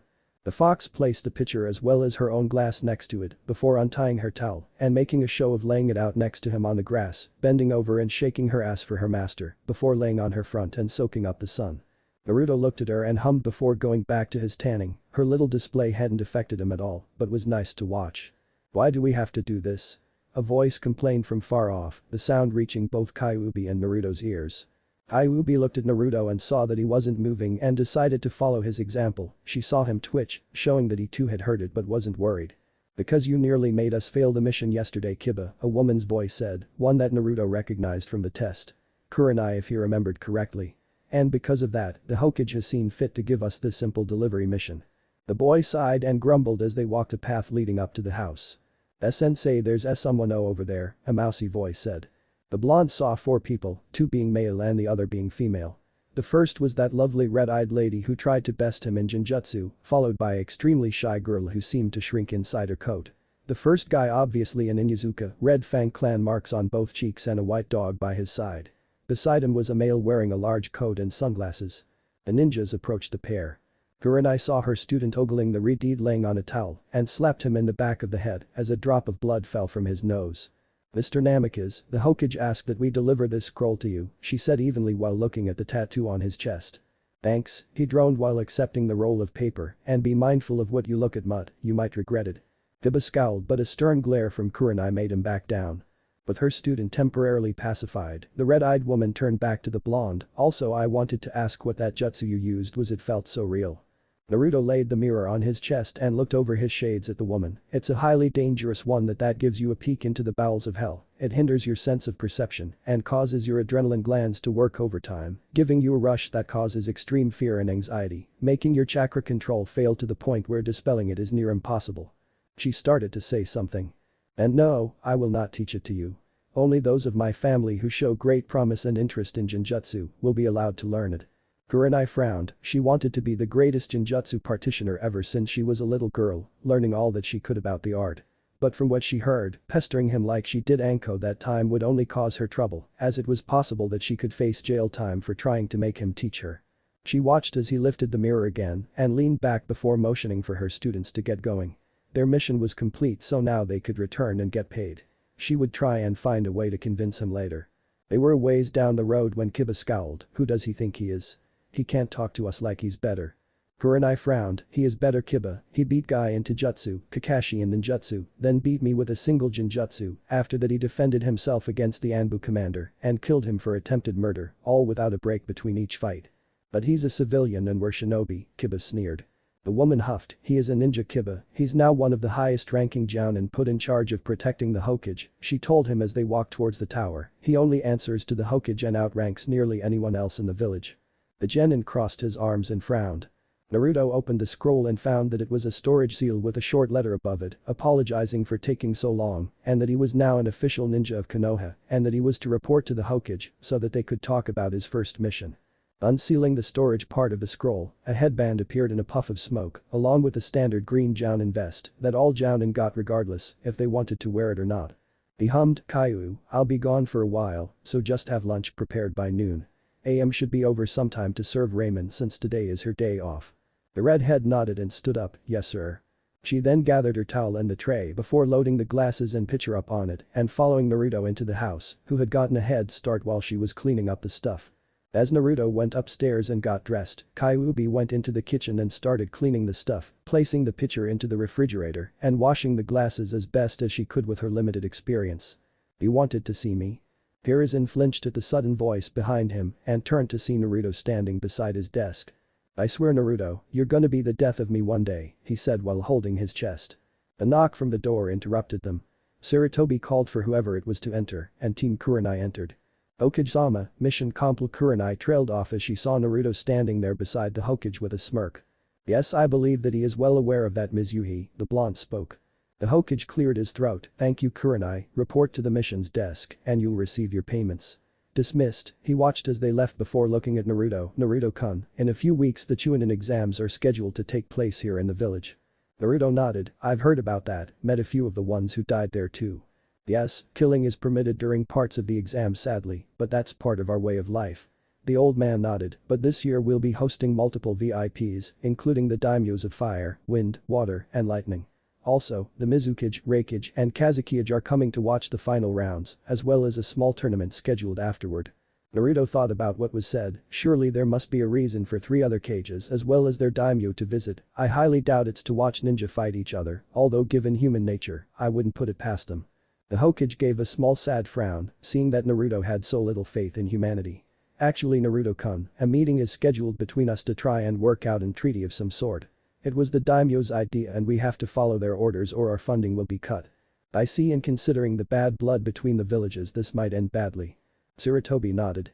But at the same time having their respective lords here will keep them from starting anything that could lead to open fighting. The chances of someone taking one of the daimyo hostage is too great. Yes, and if one is killed I'm sure that it'll lead to the next war. The only reason the war ended was because of a treaty, and even now it's hanging by a thread. The old man said with a deep breath, that's the last thing we need. Naruto nodded, agreed. He might have said that, but a full-scale war was what he really wanted to happen. The violence and hate always made humans corrupt. Watching their brothers and sisters die in combat gave birth to hate, which led to revenge and torture. Hell always saw a rise in souls during war. But this isn't the only reason I ask you to come. I know your contract says that you get to choose your missions, but I need a huge favor from you. A genin team led by Kakashi took a C-ranked mission the day after your test. It's escalated to a B rank, and one of his genin has been killed. Kakashi himself has also been injured, and I need you to go help them. He was not supposed to continue the mission. Naruto thought about it for a minute, and Sarutobi started to think that he was going to refuse. Fine, where are they?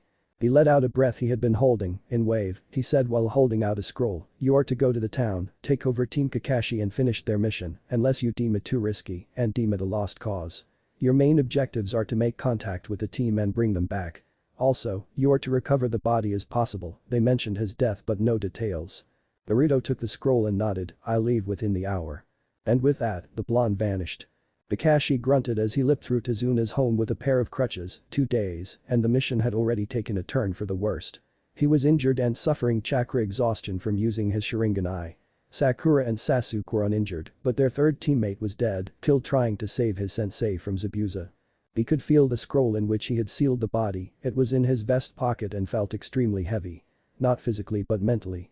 He seemed cursed. First his father killed himself, then Obito was killed in the war, Rin went MIA, Minato sacrificed himself to save the village, and now, one of his own students was dead because of him. Maybe he wasn't cut out to teach. He had sent out a message with one of his nin dogs a while ago and was expecting help to come in a day or two, hopefully it wouldn't be too late by then. Reaching the top stair he looked down them and cursed the fact that he and his students were given rooms of the top floor. Going up was easy, but doing down was tough. Finally he made it just in time to hear a scream come from Sakura. It seemed like his luck had run out and that they were being attacked sooner than he had thought. Turning the corner into the kitchen he found Sasuke pinned to the ground by a foot and Sakura kneeling down with a look of extreme pain on her face as a blonde man held her by the hair. He looked at the man and sighed in relief as he recognized him. Naruto. The blonde looked over, Kakashi, the Hokage is most unpleased with your judgment, or should I say lack thereof. He looked at the man with a steely gaze, then at the two he held at his mercy, and now, I am unpleased with you and their lack of training. Attacking a higher ranking officer, the same officer who, as of now, is taking over this cell by the order of the Hokage. Kakashi sighed as Naruto pushed Sakura away, pulling a scroll from his pocket and stepping over the Uchiha before opening and holding it up to the crippled ninja for him to read. And as the commanding officer, you are all ordered to pack your shit and be prepared to leave first thing tomorrow morning, once I see the situation for myself and determine if this is a lost cause or not. You had no right to continue this mission as it was deemed a failure once it escalated to a B-ranked mission without the Hokage's approval. He glared at them as both 16-year-olds got up to their feet, the pink-haired girl sniffing and holding her hair, while the Uchiha glared at him. Who do you think you are? I'm a Uchiha, an elite, you don't order me. He was stopped right there as Naruto punched him in the eye, sending him to the floor. I am your commanding officer Uchiha. You will do as you're told or be punished for insubordination. I am not above beating you and dragging your worthless ass back. You can't talk to him like that, he's a Uchiha. Naruto whirled on the girl with a sneer, like I give a shit, I'll talk to whoever I want however I want. Uchiha are nothing but the name of a dead clan to me. Maybe you should open your eyes and train some more, maybe then you'll amount to something other than a girl sent to sleep with men to spy on them. Sakura's eyes started to water and she ran upstairs, followed by the Uchiha who glared at the blonde. Naruto then turned on Kakashi who gulped, and you Kakashi, what were you thinking? I've been here for a good while before they even noticed me sitting at the table. Your team has to be the most pathetic group of trash I've ever seen, do you even train them? One's a breeding emo and the other's a wallflower who would rather drop to her knees and blow said person before doing anything. He started to say something, babbling as he started having flashbacks to when Minato was pissed at him. Save it, get your ass up those stairs and pack, you have until morning till I decide rather or not to leave or stay. Kakashi nodded like a scolded dog and hobbled up the stairs, passing a shocked Tsunami, who had been standing around the corner just out of sight but able to hear everything. Kakashi-san, what's going on? she asked as he passed. The man sighed, I sent a message to the Hokage explaining the situation, your father lied to us about the dangers, and after explaining it to me, we decided to continue. It seems like the Hokage wasn't too pleased with this and sent another ninja to see what was going on and find out if I made the right choice. What's going to happen? One of two things, if he decides that I made a bad choice in staying, we'll be forced to return to the village. I'll probably end up being court-martialed because my student's death is my fault and for endangering the last of a clan. But if he agrees with my choice of staying here to finish the mission, he'll stay and help out. Tsunami looked scared, but if you leave, Gato will kill us or worse. I know, Kakashi said looking down, I doubt that he'll listen to me right now, but maybe you can get him to listen. You've been living here and can explain what's been going on better than any of us could. Tsunami nodded slowly and turned to walk into the kitchen where Naruto was standing, looking over the scroll that the Hokage had given him. Kakashi sighed and got up the stairs, thinking of how great his first meeting with his sensei's son on the field had been, followed by how sarcastic his thoughts were getting. Excuse me ninja-san. Tsunami said as she walked up to the serious-looking blonde. Naruto turned his head and looked at her before rolling the scroll up, may I help you miss? The woman looked down, my name is Tsunami, my father is the one who hired protection from your village, she said while interlacing her fingers. The blonde cut her off, you do know that lying to a ninja village is a serious offense, right? Not only that but a genin has died because of it, your father may face serious charges for lying to the Leaf Village. He may face jail time or even capital punishment for this. Tsunami gasped, covering her mouth with her hand. The blonde nodded, now, I am here to I guess you could say investigate what's going on. How about we sit down, I'll be questioning you and your father to hear your sides of the story, where is he anyway? Tsunami looked to the side, sleeping ever since he came back he's been drinking. Naruto nodded, I see, I guess that would explain why he ignored the warnings you get while applying for a mission. Maybe now he'll just spend a few years in a jail. Please, the woman started softly, you have to understand, the whole village chipped in for this, Gato is killing us, and we barely have enough money to survive. We could only afford a C-ranked mission and had to lie, please understand. Normally things like this are overlooked, Naruto said crossing his arms, but a 16-year-old genin died, you can't overlook something like that. The woman dropped to her knees, please, my father isn't a bad man, even if Gato doesn't kill us he wouldn't last in jail. His bridge building is the only income we have and my son is already suffering from his father figure's death. Tears fell down her cheeks as she pleaded, we need help, none of the other villages would even consider it. If you all leave Gato would kill my father and his men would make me their slave. Naruto watched as she begged and pleaded with a blank stare, he could care less about this woman or about this town. Please, I'll do anything. Or maybe Wave could use his help. Who could ignore a lovely mother like her who would do anything to save her town? He smirked and Tsunami saw it, making her shudder. Anything you say? He asked with a lecherous grin replacing the smirk.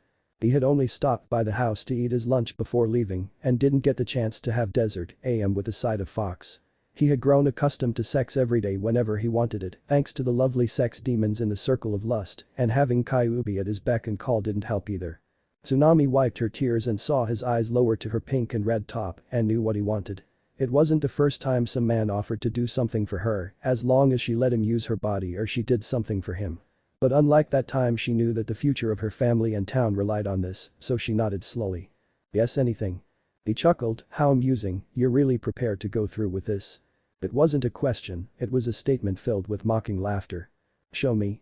Tsunami closed her eyes and slowly lifted her shirt, exposing her white bra that covered her slightly smaller mounds. The bra, take it off.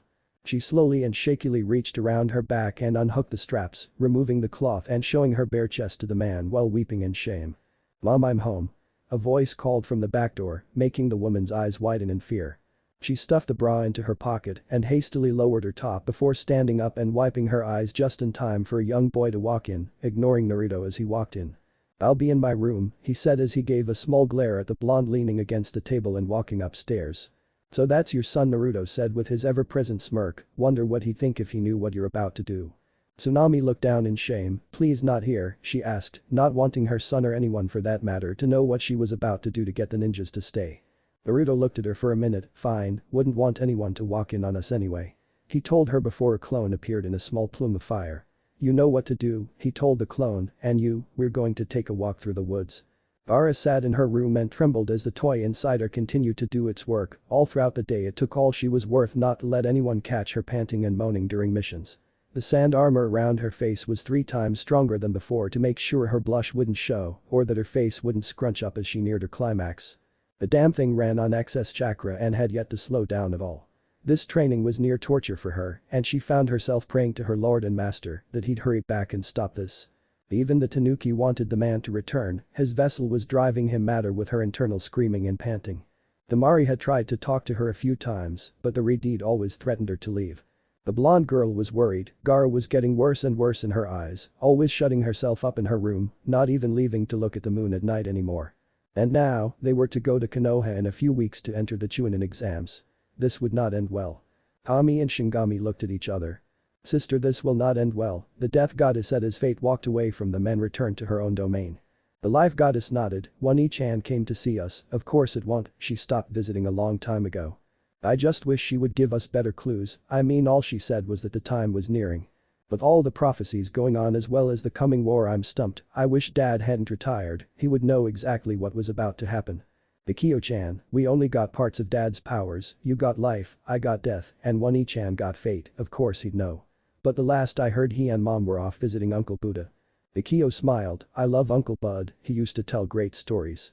I nodded, always had a story to tell. Oh, and Kushina wants to go to the human realm to find Naruto. She what? Naruto looked down at the head of dark navy blue hair as it bobbed back and forth between his legs, watching with a pleased look as she kept sucking, even after she just swallowed his cum. You're such a fucking slut, he told her while rubbing her blue, nearly black hair. She was completely nude and crying, humiliated at what she was doing. She made no moves to resist him and did anything the man said, bearing any shame that she had to ensure her family's safety. The man told her to stand and she did, letting him bend her over against a tree and wrapping her arms around the trunk as he gripped her hips and rubbed himself between her legs. She wept and moaned as he had his way with her, the shame and feeling of her approaching orgasm mixing into a strange feeling of guilty pleasure. Her face rubbed against the tree as he fucked her from behind at a steady pace until she lost track of time. Her mind seemed to drift back and forth until she felt him exit and rub himself between her ass cheeks until his cum splattered her lower back. They're pretty tight for a mother, he said as he leaned forward and rubbed her nipples in between his thumb and pointer fingers. Fine, we'll stay, but I expect you to visit me each night until we leave, that'll be my payment. Tsunami nodded with a dark blush on her face, the feeling of her climax dripping down her leg clouding her thoughts. The next morning's breakfast was a tense affair, none of the ninja uttered a word, Kakashi waiting to hear the blonde's decision on whether they were leaving or not, Sasuke because he was too busy glaring at the blonde when he thought he wasn't looking, and Sakura because she was slightly afraid of him. Izuna, Inari, and Tsunami were quiet too. The old man looking grim as his daughter had told him of what may happen, Inari just wallowed in self-pity, and Tsunami worked on cooking, using it as an excuse to keep her shame hidden for what she had done the day before. Every time she looked at the blonde, the thoughts of him gripping her hips and pumping into her from behind entered her thoughts. Or how he played with her hair while she sucked on him. Naruto was sitting at the other end of the long table reading a small black book that seemed to be written in a strange language. They had all passed by him on their way to their seats and glanced at the pages to see what it was. The silencing ended as he snapped the book shut. All right team, no one missed how reluctant the blonde was to call them that. I've went over the situation and have decided to continue on with the mission. Kakashi, you are given back control of your genin, and I suggest that to try and teach them something lest they return to the village in a scroll as well. Kakashi looked away. Now, from what I've been able to gather, Gato is the source of all the problems here in Wave. He has thugs patrolling the waters by boat and has groups terrorize the people at random. He said mostly to himself while closing his eyes before smirking, you and your team will continue to defend Izuna. Sakura found her voice, what about you? Naruto didn't even look at her, you'll find out. But that he left them alone and wasn't seen for the rest of the day. During the day, Kakashi had trained his students in a more challenging form of chakra control. He had already taught them the tree walking trick and touched on the leaf technique a bit, so after a review, he had them do both at the same time. Sakura, just like with the tree walking, got it after a few tries, while Sasuke struggled as he usually did. His Sharingan eye could copy jutsu, but if anything, the one-eyed man had been able to beat into the Uchiha that his eyes couldn't solve everything when it came to jutsu. Of course it had only worked with chakra control, he refused to use any other way to learn jutsu, always using his eyes to copy them. Kakashi had left them for a little while to go check on Izuna before returning, telling Sakura to go watch the man once he returned, saying that she had practiced enough. He soon left as well, leaving the Uchiha to his training. The brooder was there until the sun went down, only returning just as dinner was served. Tsunami had cooked a large meal of rice and fish stew, rice being as cheap as it was despite Gato and a family friend usually giving them fish every now and then. Naruto hadn't returned yet, his seat from that morning was still out and slightly to the side.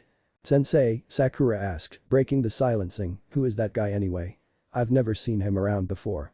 While the question was simple and quite, it got everyone's attention. "His name is Namikaze Uzumaki Naruto," he started only for the pinclat to cut him off. "Namikaze as in?" He nodded, "Yes, Naruto is the son of the fourth Hokage." Kakashi told her over his steaming bowl of stew. "He had a son?" Sakura asked confusedly. He nodded before looking down at the now empty bowl, "Yes, but because of all the enemies his father had, Naruto's parentage was hidden." Not that it helped. Everyone jumped at the sudden voice and looked to see Naruto eating a bowl of rice, as if he'd been there all along. He licked his lips where a red tint was making it fade. "You remember right, Kakashi? That day 10 years ago?" He questioned looking out the corner of his eyes. "You were a part of the team that found me, am I correct?" The man nodded, the image of the supposedly murdered child burned into his memory. "You know, I was technically dead for quite some time," he chuckled, "death can change your views on things." "What are you talking about?" Sasuke demanded. Naruto looked at him then as Kakashi, "That's right, the story wasn't released, was it? Well, let me tell you, 10 years ago I was kidnapped by cult. They tortured and beat me before using my broken body as an offering to their pathetic kami." He lifted his fishnet shirt and showed them a faded scar just below his heart. "I was stabbed through the chest and left to die in that place. I have no idea how long I was there, but Anbu found me at some point." He laughed, "Found out that my heart had been sliced open and stopped for a while, but I came back and was taken out of the village later on, letting everyone believe that I was dead, or at least still was." That was the cover story at least, yet another thing that Sarutobi had cooked up. Dying is a fascinating thing, your mind rises to a higher plane of thinking, and you feel enlightened. You understand feelings, the meaning of life, why you fear death, the reason for living. He closed his eyes. "I'd say that my death is what made me who I am." Inari looked at him from under his bucket hat. "What is the meaning of life and the reason for living?" The blonde looked at him without turning. "The reason for living varies from person to person. Real mothers live to care for their child, real fathers live to support them, some people live to prove or protect something, and most men instinctively live only to pass on their genes as much as possible. My reason to live is simple, I live sourly to spit in the face of Kami, to spite and mock Shinigami by escaping its clutches." Naruto seemed to be insane in their eyes. "But the meaning of life is simple, the meaning of life is to live and die. You live your life how you want, following any ideology you want as you carve your place into the world until the day you die in your bed surrounded by family or alone on a road, wondering what happened, much like a group of men harassing the town I met this afternoon." He put the empty bowl on the table and smirked at them, then to Tsunami, "Thanks for the rice and stew, it was great. I'll be in my room, so if you need me, put it off until morning." Ayubi curled up in the middle of her master's bed and cuddled his pillow, the scent was still there from the previous nights that his head rested there. Despite everything, she missed him. Sure, he was her master and wouldn't hesitate to remind her in the cruelest manner he could think of should she disobey, but without his body to curl up to, she began to feel the feeling that had haunted her for 10 years. Loneliness. Spending all eternity in the final level of hell was a horrible fate. Frozen so that only your face was free, cursed to suffer the pain while being utterly alone in your own personal hell. Unlike the other circles that had you suffering alongside fellow sinners, you were alone, the only company being the sounds of your own pain-filled wails and sobs. You couldn't even go insane there, any hope of a little voice growing in the back of your head was a dream that was if you could ignore the pain long enough to dream. That level of hell was meant for traitors mostly, those who betrayed their own for various reasons. Lucifer himself was once imprisoned there a great many years ago before escaping and taking over. The punishment was fitting, once you betray your friends they leave you and never trust you again, so why would you share your pain with another soul? As the door to the room that Naruto had taken for himself closed, he was greeted by the faint smell of rot and freshly spilt blood. "I recognize that scent," he said with a smirk, while turning to look at the smaller figure curled up in the corner, rocking back and forth while clutching something to its chest. It was a human, or it looked like one. It let out a small giggle of insanity, a cute feminine giggle as it looked up to the blonde. The little girl had long matted black hair and soulless black eyes. Her skin was pale as snow with red smears all over her face and arms. She looked half dead, mostly because she was. "Haha, hi Naruto-sama." The little girl around the age of 10 giggled as she clutched the item into her chest. What are you doing here, little Nightwalker?" A Nightwalker was a demon that often were confused with vampires, the blood-sucking creature of myth. Nightwalkers were very efficient hunters who could hide in towns full of humans and reduce it to a bloody ghost town in a matter of weeks, depending on how large the place was and if people were too afraid to live there, packing their things and leaving as soon as they could. Other than her teeth and transformation ability, Nightwalkers were very strong and fast, sometimes running fast enough that all you see is the after images. They also had heightened senses, able to sense things from far off although, in the rain, a Nightwalker's senses were drastically weakened. The young woman smiled, her mouth full of bloody jagged teeth before holding up the item. "I wanted to thank you Naruto-sama, I haven't left hell in years, and it's so good to finally have my favorite meal again." Naruto nodded, looking at the item as she bit into it. It was a human arm. Yum closed her eyes and giggled to herself as she ripped flesh and bone to pieces with her teeth, the blood dripping down her pale skin and into her clothing. Naruto had summoned her from hell to take care of another group in town. He had met her in the circle of gluttony, the place where most of her kind resided, torturing the fat slobs who were there because their lives revolved around food. Even though gluttony didn't mean overeating all the time, you'd be surprised at how many there were. She loudly swallowed the human flesh and looked at him. "I just wanted to thank you Naruto-sama, is there anything else you'd like for me to do, anything personal?" Her tone was that of lust. Naruto shook his head. "No Yum, I will not have sex with you, and that's final," he said sternly. She whined, "Oh come on, is it the teeth?" she asked sadly. "No well kinda but more along the line of you looking like a 9-year-old. She pouted, "I can't help that I age slowly. You're not even 4 feet tall. So, I'm 15. What if Naruto x Cleopatra and Kami konoha end here, and thanks for watching my video till the end.